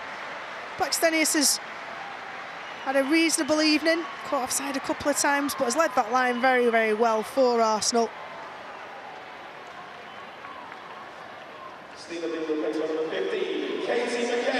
McCabe on for Stina Blackstenius. She will take one of the forward positions. Miedemar stays as the furthermost midfielder. And Caitlin Ford as the centre forward.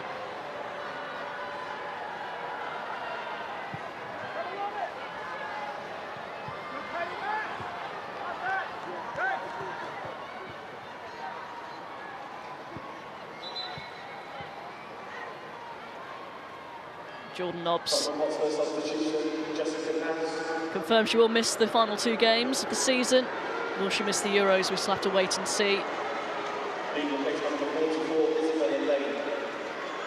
Change for Tottenham.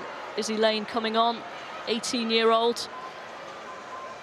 Just her 2nd substitute appearance in the WSL this season.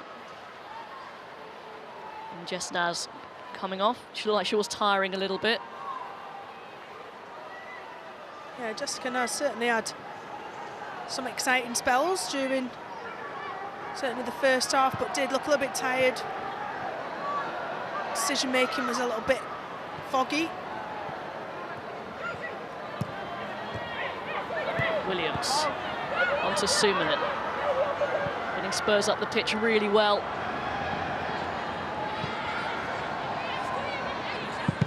Suominen cross straight off Kim Little. Diane picks it up. Here's Clemeron. Lovely drop of the shoulder. That's a good ball as well. Difficult header for Green to generate all the power. And she's down as well.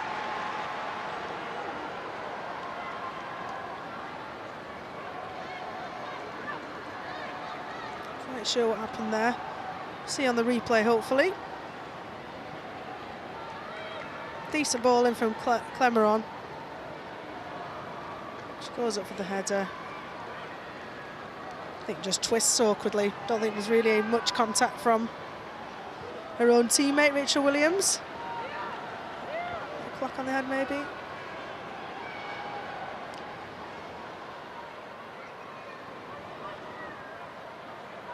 That's the first thing Zinsberg has had to do in the second half. Mead. Trying to pick out Miedemar. Neville steps in, but loses it and is down. Arsenal play on. Miedemar, really good defending. Brilliant from Zadorsky there. Steps across and negates the opportunity there was for Arsenal. The crowd have risen to it. Here's Miedemar. Gets the cross in, and it's turned in! Ford doubles Arsenal's lead, and surely makes the point safe to send the title race to the final day. Really clever play from Spurs. So we're still talking over the chance that Arsenal had. They'd taken a short corner, said that they needed to be more inventive with the corners, with the set pieces. They were this time. And the result was a fizzing ball to the back post and a really smart finish from Caitlin Ford. See here, it's quick thinking of Miedemar, just side foots it to Beth Mead, who sees the opportunity to turn. And she lays it back to Miedemar, that beautiful area. Corpler gets a little foot on it, but can't quite deflect it wide enough to steer it clear beyond that far post run of Caitlin Ford. It's a really tight angle. Kerry Harrop just switches off and loses a player at the back post.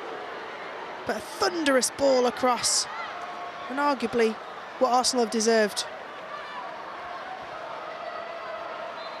So Caitlin Ford has her 3rd WSL goal of the season. 2-0 to Arsenal, and Spurs have made another change. Rachel Williams off, and Cho So-Yun on, and Katie McCabe in amongst it. Yeah, proper derby now. Yeah, Josie Green got booked, and Katie McCabe took exception to that. Gave her a bit of a shove, and Clemeron just came up to back up her teammates, say, oh, no need for that, and show them that they are united. The Spurs squad have got a real strong team bond. And you're right, if it wasn't already fiery, Josie Green probably expected or could have had that yellow earlier on. We'll just see if there's any repercussions of that for Clemeron. Still remonstrating with the referee. McCabe, who's only just come on as a sub. Straight into the action. We know she's a fiery individual.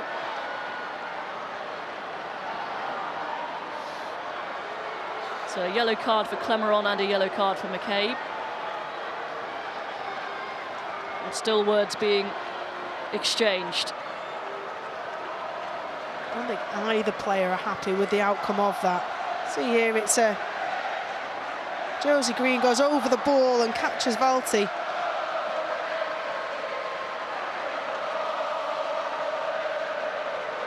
There's Josie Green saying, I got the ball. You can see it's Katie McCabe who boots the ball at Josie Green. Josie Green gets the yellow for the rash tackle. And then it's pushing and shoving. No need to really get involved, Clemeron, but you know, these games mean a heck of a lot to these players.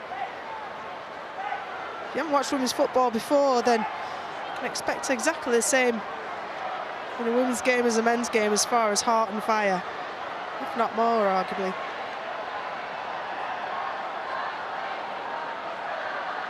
They need to keep their heads.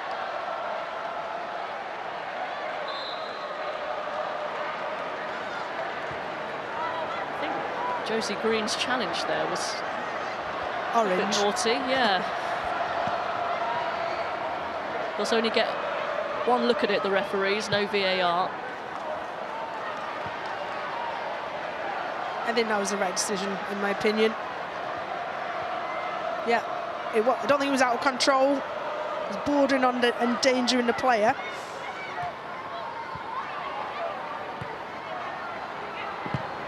I'm happy with the yellow. That's what's important. Here's Williamson.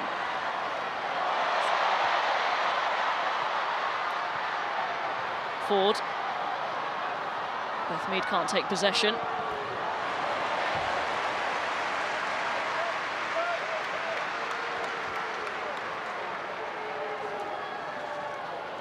Katie McCabe at times this season has been absolutely magical for Arsenal. Down that left-hand side attacking wise. I'm just looking at the tackle again. The ball has gone, hasn't it? See McCabe then hitting the ball at Josie Green and Clemeron not liking that.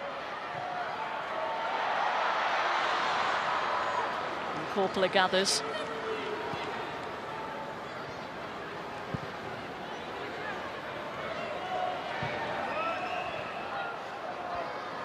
Here is Neville.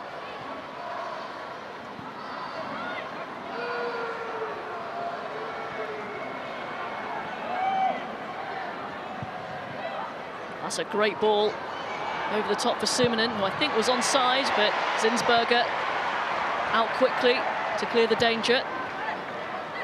Excellent read from Zinsberger there on the front foot.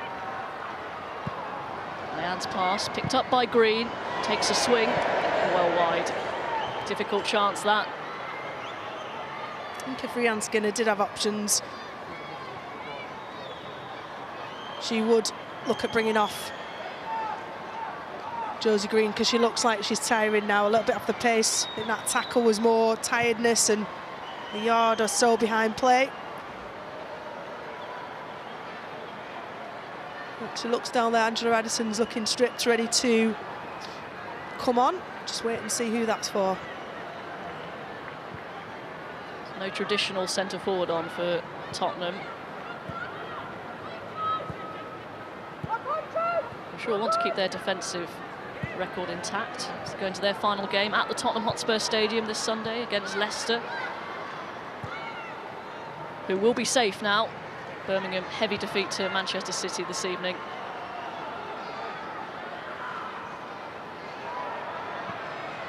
And we will follow the final round of the Women's Super League. BBC 2 at 11:45. We will be at West Ham against Arsenal on BBC 2, and you can listen to Chelsea against Manchester United on BBC Radio 5 live on Sunday from midday.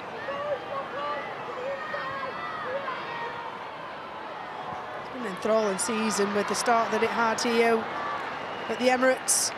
Arsenal upsetting Chelsea to win that opening encounter. People felt that Arsenal then really had the final piece of the puzzle, bringing in the new manager, a couple of new players to go on and win it. Manchester City starting so drably. Here is McCabe. Miedemar turning Neville. Down under the challenge, Catley. Claims for handball, especially from Jonas Eidevall. Play goes on. McCabe into Little.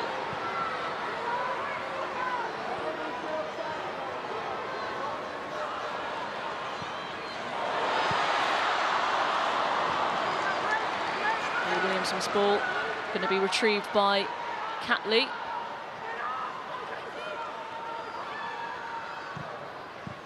McCabe's pass cut out by Clemeron. Josie Green scurrying away from Mead. Good play from Spurs.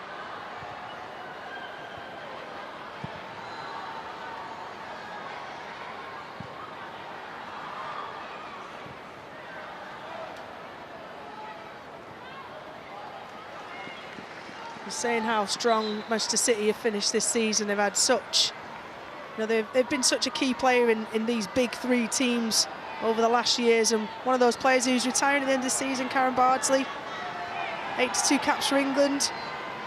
He's instrumental in driving the game on, both as a goalkeeper, as a professional. He really lifted the level of goalkeeping at international standard, as a really fantastic role model for all young girls across the country. So well done to her on a wonderful career. There's quite a few retirements and people leaving the league. The emotional Sunday for a lot of clubs. Our very own Anita Asante as well. I'm sure we'll get a nice reception from Birmingham, even though she will be on the other side for Aston Villa. That second City derby.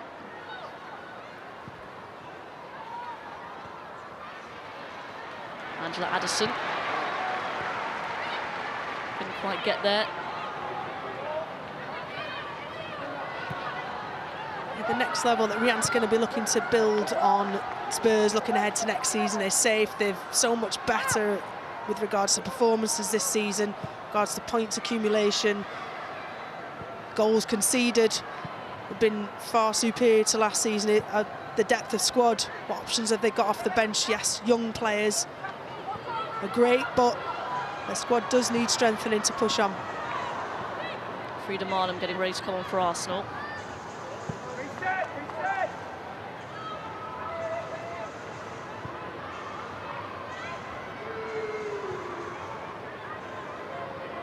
A strong base for Tottenham to build on, but lots of other clubs will be hoping to be the one next season that can make the step up. Brighton started so well, they've tapered off quite dramatically towards the end of the season. Just have Leicester, I'm sure, will invest into staying up.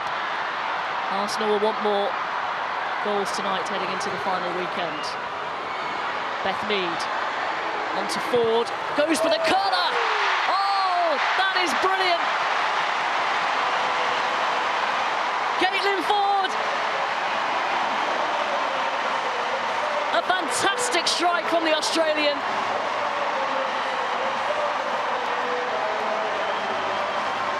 A goal befitting of the stage in which this game is being played. 3-0 to Arsenal. Wow, what a way to top off a dominant evening for Arsenal. Spurs have done so much, but they allowed her to drift off the back shoulder. Ashley Neville got dragged in towards Beth Mead, and she had enough time and an absolute quality to pick that spot. Nothing that Corpler could do in the Spurs goal. Beth Mead does really well to sort her feet out and play that ball across. What about that for a finish? Here at the Emirates in front of a pretty substantial crowd. To get the third goal for your club in a title race, I'm sure that feels pretty special for Caitlin Ford. You call that a strike? This is a strike. I think even Katie McCabe and the pearlers she's put in this season will have applauded that.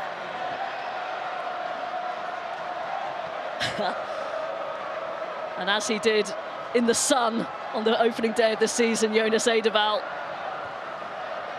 with a joyous celebration. So they will head to Dagenham on Sunday, hoping that Manchester United can take points off Chelsea. It's going to be a big ask. Yeah, I don't think United have beaten any of those top three: Arsenal, City, Chelsea. So it would be a monumental task for Mark Skinner's side. Ford taken off, quite the mic drop moment, curling one in and then off onto the substitutes bench. Frida Mardam on for the final 7 minutes or so. He tripped.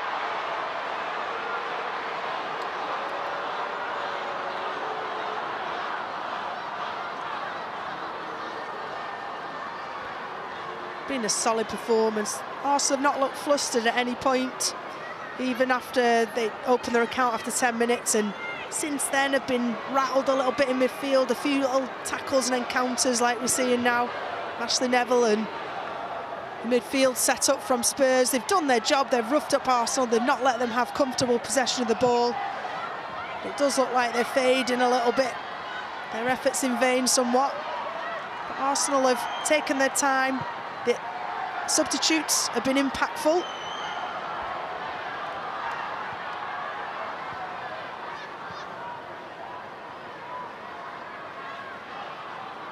Here is Williamson.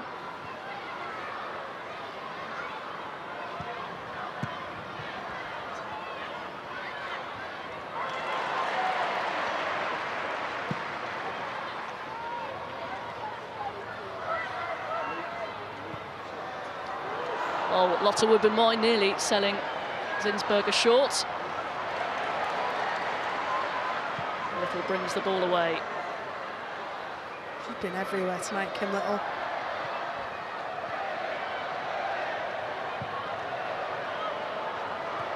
All over the top for Miedema. It's Marnham, deflected. It's going to be caught by Korpela. So 5 minutes remaining. It's time for our Barclays Women's Player of the Match, Rachel Brown-Finnis. Well, I've gone for Kim Little. I think she's covered every blade of grass in that midfield. She's been the first to join in with attacks. She's been the first line of defence for Arsenal when they've needed it. She's allowed them to build from the back, and everything she's done has been with finesse and class. Been a wonderful captain on the night, as she has been for many years. Plaudits often go to goal scorers, but not tonight. Here is Sumanen in behind. She ran that out of play. Either way, didn't come to anything, and Arsenal can bring it away.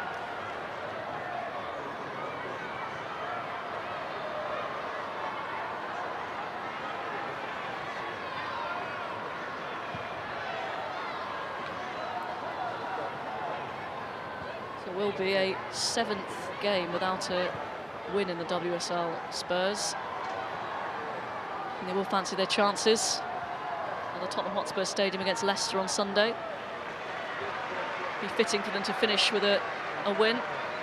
A triple substitution incoming for Arsenal. And Noel Maritz coming off for Laura Wienreuter. Straight swap, right back for right back.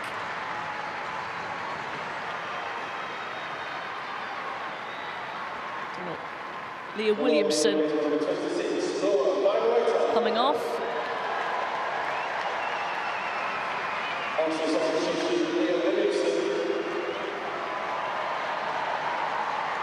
Good reception from the Emirates crowd. For Leah Williamson, England captain for this summer's Euros, and a tap of the badge for the Emirates crowd. Arsenal supporter through and through. Jen Beattie coming on.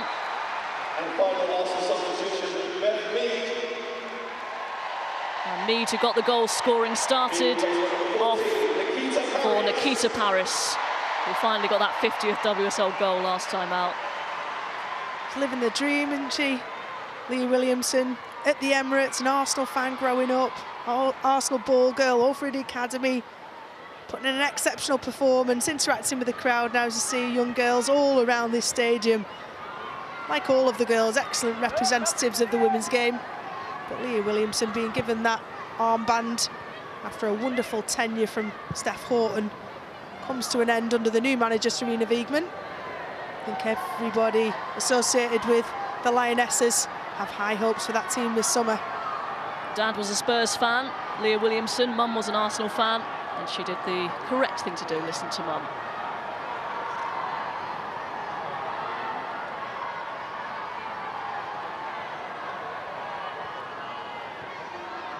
So 2 minutes of normal time to go.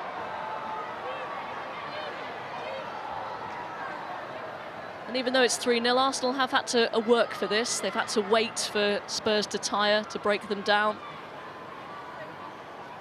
Yeah, and you see that the difference in changes, talking about Spurs, will need to get more players to improve their squad depth, the quality of that squad depth. It's brilliant experience for young players to come on and play at the Emirates at such young ages, and ultimately doesn't affect their league position particularly. They're learning from such well-honed professionals. Here's Paris. Trying to pick out Wiedemar at the far post, but cut out by the goalkeeper. His lane to Sumanen. Certainly made an impact since coming on. Composed in possession and fiery as well. Fiery Finn.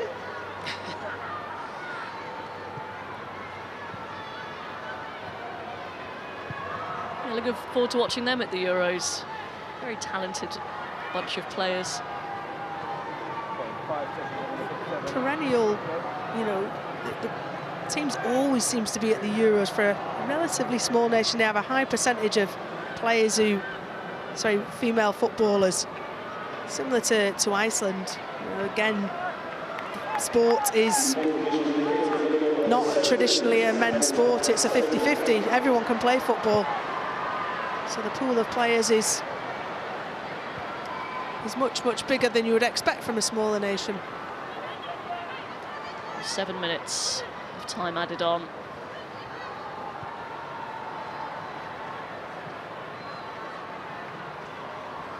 How good's your Finnish or Icelandic ahead of this summer? It's a little bit rusty. Is it? Got to be honest. Brushing up on that. Portuguese, need that now? Yep, throwing the Russian book out. Yeah, thank you. Portugal back in. Duolingo is getting a hammering. Other language learning things are available. Here is Vivianne Miedema on the turn. A good save by the goalkeeper.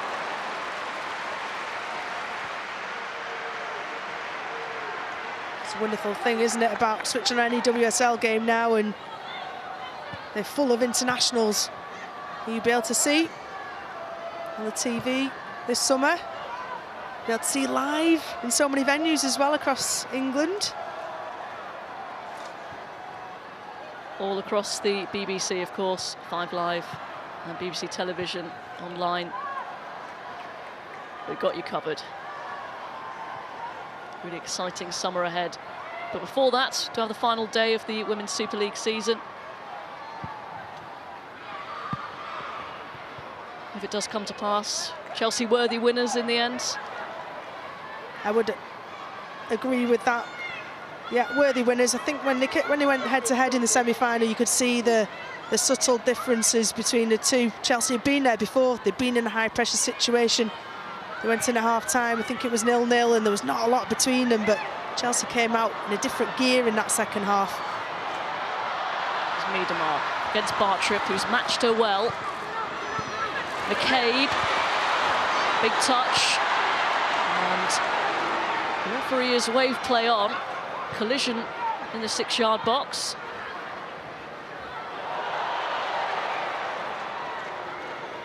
Chelsea. Tackle still flying in. Sorry, going back to title contenders, Chelsea found ways to grind out wins as well. something that 5 years ago, under Emma Hayes, she recognised was a weakness, arguably, or the weakest point of their game was having that mentality and belief that they were winners. Just seeing the replay of that again, there's nothing in that, it's just coming together. There's no foul on any part. Ref did the right thing, play to go on.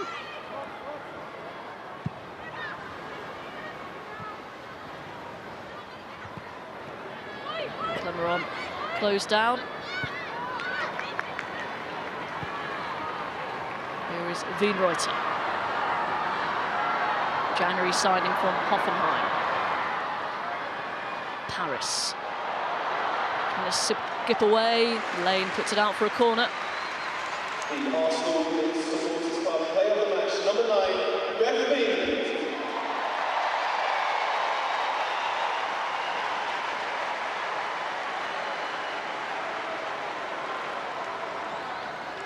A good crowd, and they've seen some excellent football. A couple of really good goals.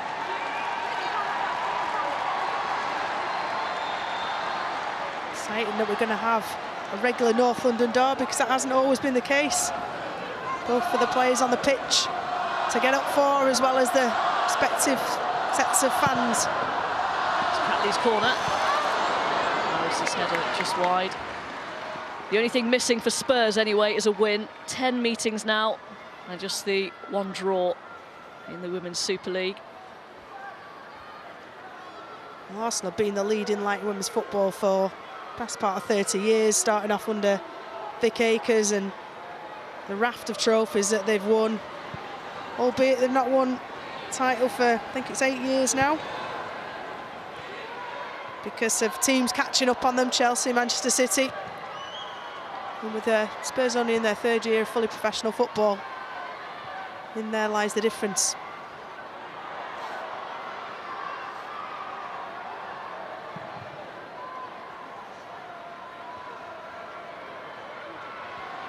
Here is Little to Jen Beattie. Seen her playing time drastically restricted this season. She's been injured, but Williamson, Wubben-Moy provided a solid partnership.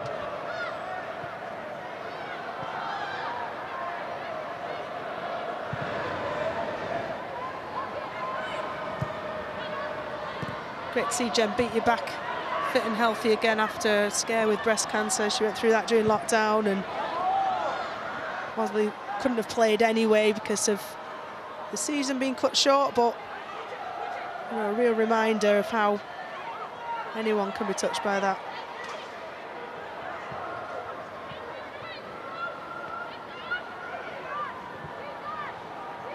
Here is Sumanen.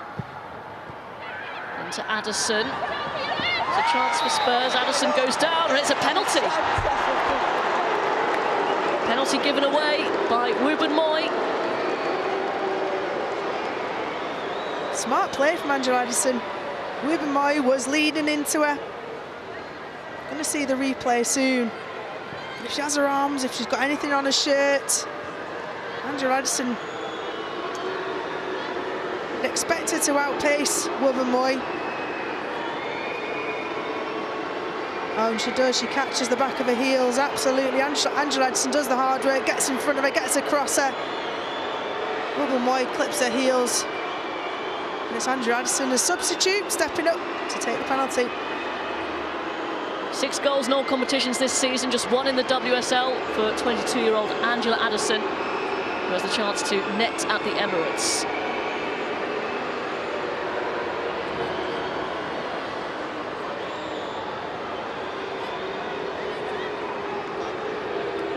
Painstaking task of ensuring everybody's aware they should be outside the box. She's had to wait a little while. It's Addison. Oh, and she's hit the post. Sent the keeper the wrong way, but couldn't find the target. And the Arsenal fans' night just gets better and better.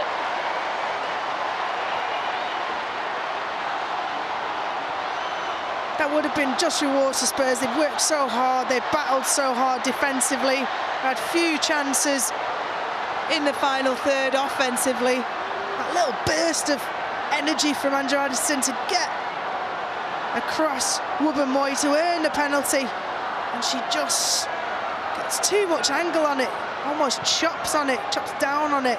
You see it pop up a little bit and skew wide.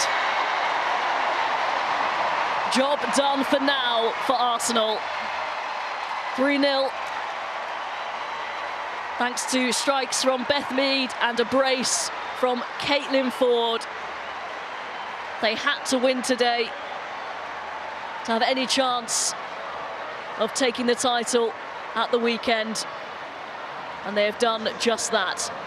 A confident performance as the team head into the final day. The WSL title will go down to the final day once again. Full time at the Emirates. Arsenal 3, Tottenham Hotspur 0. Rachel Brown-Finnis and Robin Cowan, thank you very much indeed. Yes, it is a great result here at the Emirates. Sweet Caroline, good times never felt so good, ringing out here across North London. Only for the red side of North London, though, and it was such an important victory. You can see the players here.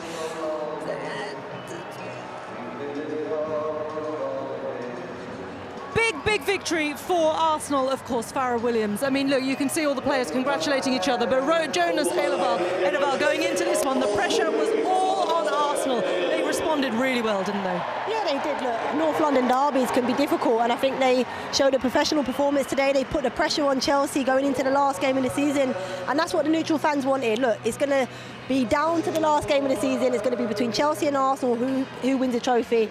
I'm not going to say who my money's on. No. I'm going to sit on the fence. Farrah, my goodness. Stephen Warnock, are you going to say who your money's on? I'm going to edge towards Arsenal. I just think the game between Chelsea and Manchester United's got a lot riding on it. I think Manchester United are going to be a little bit too much. I think they'll get a draw possibly out of the game. I think that pressure on Chelsea will just be too much, and I was really impressed with Arsenal tonight and what they did. Well, this is the thing. They needed such a strong mentality, Anita Asante, going into this one, because the pressure has been on.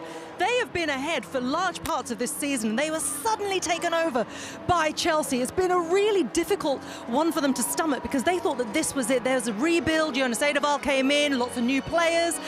And you would have thought that Arsenal may have not really given up that lead so soon, but they did, and they've had to respond, haven't they?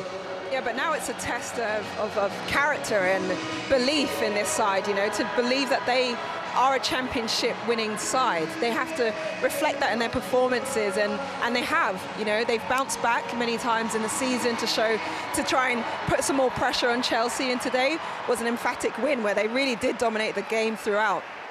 Yeah, and as you can see, the table is up there, and those are the numbers that count. Chelsea may be top. Arsenal are just a point behind them. But what's crucial here, Farrah, is the goal difference, and Arsenal have been able to claw that back. Yeah, I mean, got one game remaining. The goal difference isn't going to really make a difference come the weekend. Look, Chelsea are in the driving seat. They're playing at home against Manchester United.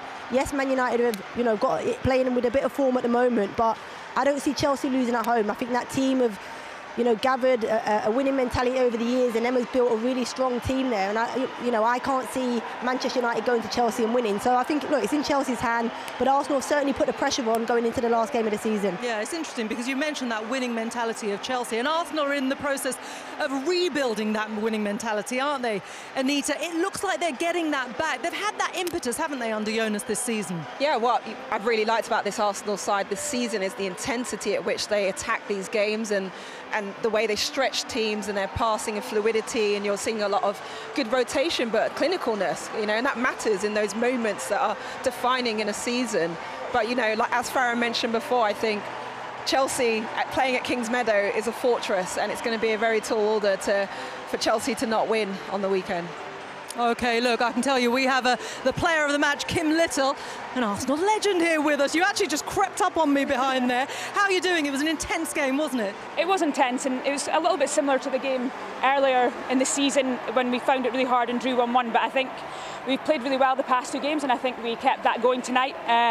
Another clean sheet, luckily at the end, but another great 3 goals, and I thought we dominated the match, and it was a great performance from us. What was the pressure like coming into this? What was the mentality like coming into this? Because you knew that defeat was not an option. A draw would have kept you in it going into the final day, but it was that victory you needed. What was it like in that dressing room before? Yeah, each of these last matches for us, it's just about getting points on the board. You know, it's in Chelsea's hands, but we've kept the pressure on them, and it's all down to Sunday now. Yeah, it is. What's it been like under Jonas Eidevall this season? We were just talking about that. Anita was just mentioning that he's really improved the intensity of this side and the quality of the play that we're seeing out on the pitch. Have you felt that? Yeah, I think when Jonas came in at the start of the season, we increased, like you said, the intensity of our game, and I think you can see by some of our goals and our play on Sunday and then tonight, you know, our counter press and our counter attacks are much quicker, so we've added that to our game. And I think towards the end of this season, we've had a kind of a bad middle of the season, I would say, as a team, and then towards the end we've re-established that possession-based football, and we're really enjoying our game using both those styles, which I think means we've ended the season really strongly. You've been here for a while. We saw you getting that little tribute today for 250 appearances at Arsenal. You've seen a lot of change in the WSL as well as the game turned professional. The landscape changing. Are the teams coming into it when Arsenal were once dominant? What's it been like, sort of almost not being on the back foot as it were, but just being challenged so much more by the other teams coming through, by the Chelseas, by the Manchester Cities, and trying to get back to that winning mentality and getting Arsenal back in the big time? Yeah, you know, it's important for us. You know, obviously Arsenal have had a lot of success in the past, but you know, that's the past, and we want to move on and create that new success. And I think, like you said, there's so many great teams in the league now. Tottenham being one of them. They've really improved this year, and I think next year it'll be even better league. And yeah, I'm just glad I'm still playing and getting to be a part of it. It's great to see you, Kim. It's always great to see you. And you've got, you know, such a blend of youth and experience in this side as well. And Jonas as well is such a different character. What makes him so special? Yeah, I know, like I said, from the start of the season, he's brought energy. You know, he's passionate. He shows that on the sideline, I think, a lot of the time. A lot of us have a lot of the players have a little laugh afterwards about that. But yeah, it's just. You watch replays and just laugh at him dancing around. Some of his faces are, yeah, a lot. But yeah, it's just that energy, and like you said, we want to win football matches and to be going for the honours, and we're glad to be in the race this last little bit of the season. Yeah, and what is the mentality then going into that final day? Because look, Chelsea are in the driving seat. They're the team that are ahead, so you're depending on their result as well. How do you go into that? I know it's a football cliche, isn't it? You just concentrate on yourselves, but is that literally just as simple as that? It is as simple as that. You know, we need to get 3 points. If we don't get 3 points, it doesn't matter. So yeah, for us it's focusing on that, and it's exciting, isn't it? It's to be a part of that as a player, but I think also to watch for the league to go down to that last day. I think that shows a lot to where our games come. Yeah, and I'm looking forward to Sunday. I know I've hogged you the whole time. I know some of your old mates, they're just trying to butt in and have a little chat. Go on, Anita. Kim, you know, obviously you've been toe-to-toe with Chelsea all season. How do you maintain that belief within the team and keep them charging on, and especially, you know, to be dominant in these games as well? Yeah, I think it's a lot to do with us progressing. Behind the scenes, it's a lot to do with us just progressing as a team. And I think this year, although we've not, you know, won a trophy yet, it's a lot of us is to do with our mentality as a team and getting that in those big matches, making sure we turn up. And I think we've done that more this year, but I think for us to go a step further, we need to do it to another level. And I think behind the scenes, I think we've made an improvement, but next year I think we need to up our game again. I think we still need to make sure we can go another level. Kim, it's been brilliant to talk to you. Wishing you all the best on that final day. You've kept it exciting for the neutrals. I mean, I have to say, I'm a neutral here, so I'm really looking forward to that final day of the season. But I wish you all the best of luck, and congratulations so far on a brilliant season. Thank you. Good to see you. All the best, Kim. I'll grab that for you, I think. I'll put it down on our table here. Look, it was a dominant performance from Kim and the likes as well, and they started so brightly, didn't they? But something that you mentioned, Stephen, was at the start. Look, they got off to a great start with Beth Mead, didn't they?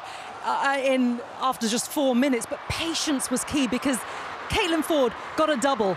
And they came quite late on in the game. Yeah, and we spoke at half-time about how Tottenham had stayed in the game, how resolute they had to be, how it would take time to break them down. You had to take your opportunities when they came, and then the goals did come later on in the game. But when you're in a title race, the biggest thing that is often forefront of the players' minds are nerves. I think, and that's where you've got to be relaxed, you've got to be calm. You don't have to win the game before half-time or within the first 20 minutes. They know they're a good team, Arsenal. They know they'll create opportunities. They've got a great defence at the other end, so they know they'll keep Tottenham out. So, yeah, all about patience. Yeah, indeed. OK, well, let's speak to the Arsenal boss now. Jonas Eidevall is standing right behind us.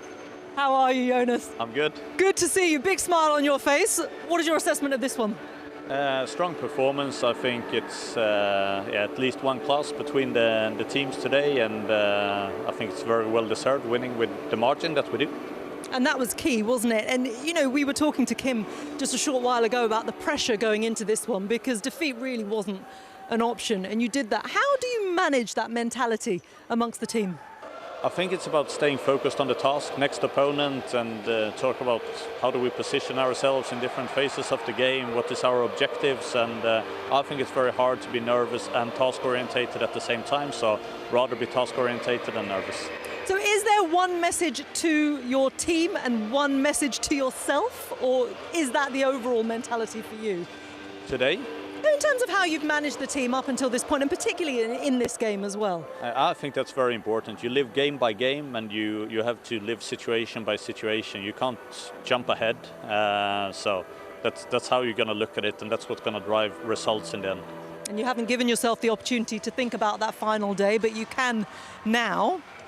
What are your thoughts going into that last game then away at West Ham? Good.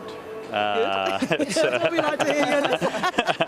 I think it's exciting. I've been at all different ends on situation like that. It's not an easy situation for Chelsea. You're going out and you feel like you have something to lose. And of course we need to win the game, and we're going to attack the game and doing that and making sure that we finish off and that we believe. Well, this is the thing. I mean, this is your first season here in the WSL. You have been involved in title races before in Sweden. How do you compare? I have to say it's similar in title races. I've been fortunate. I'm usually involved in title races, so I usually think when things are deciding, it's really important to be one of the teams that everybody else is looking at, and we accomplish that. And let's believe, and if it doesn't work, then we have to be, of course, really gutted about that, but we need to believe on Sunday that anything can happen for us. Yeah, that is the thing, isn't it? Because by the time you come to Sunday, you will have time to reflect on the season, win or lose. How do you look back on the intensity, the performance of this side, and the fact that you have taken it to the final day of the season? Yeah, I think it shows that we have improved. We have been fighting on all different parts within Europe and in the league, and if you look at the points that we have been taking, I think it shows development. And I think we've shown now after the FA Cup semi-final against Chelsea that we have another level in us. I think we have been playing really well against Everton, Aston Villa, and now Tottenham. And the key for us now is to maybe see if we can get it up another level and to keep the consistency. Jonas, since you've got, bred a sort of intensity in this team, both in and out of possession, how do you get the team to still maintain that kind of patience? Not just trying to rush chances and, create opportunities on goal.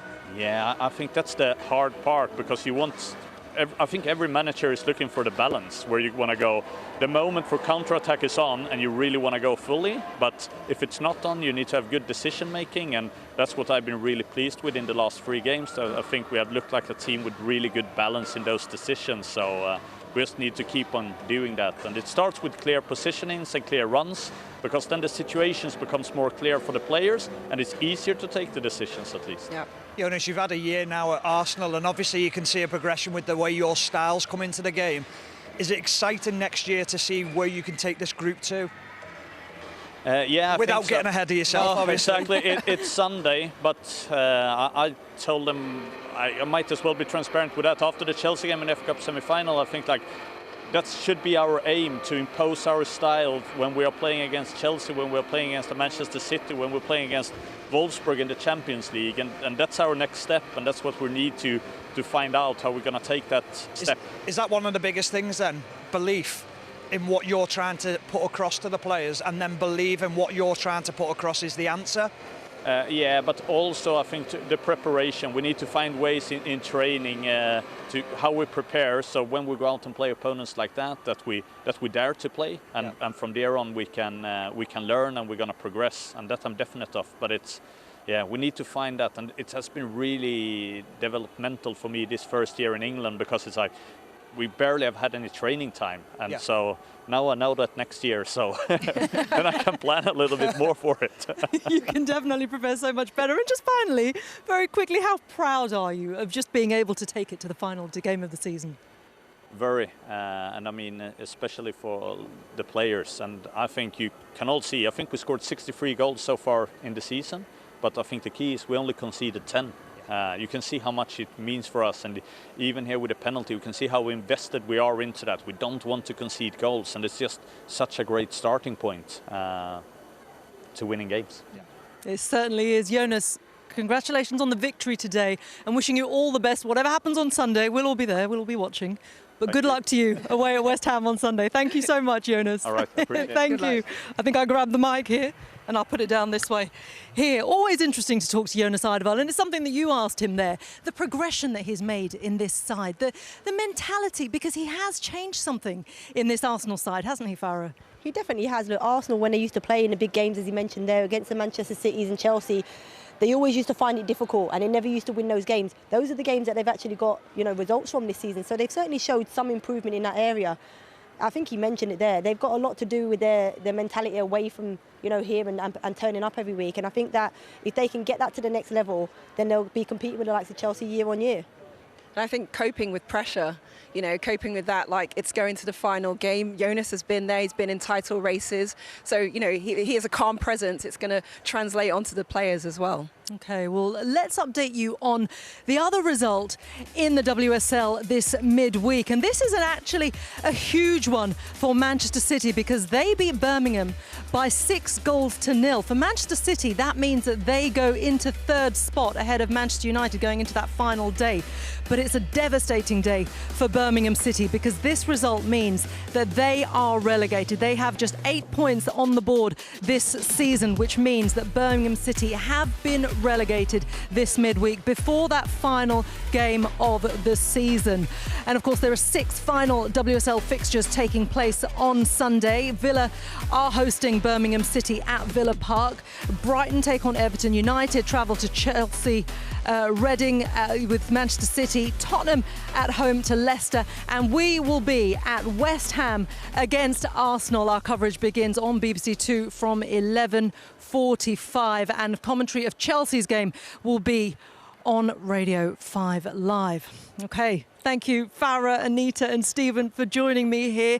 The pressure was on for Arsenal, wasn't it? They needed that victory to take this title race to the final day of the season, and they did just that, which means it's an exciting day on Sunday for every single WSL fan.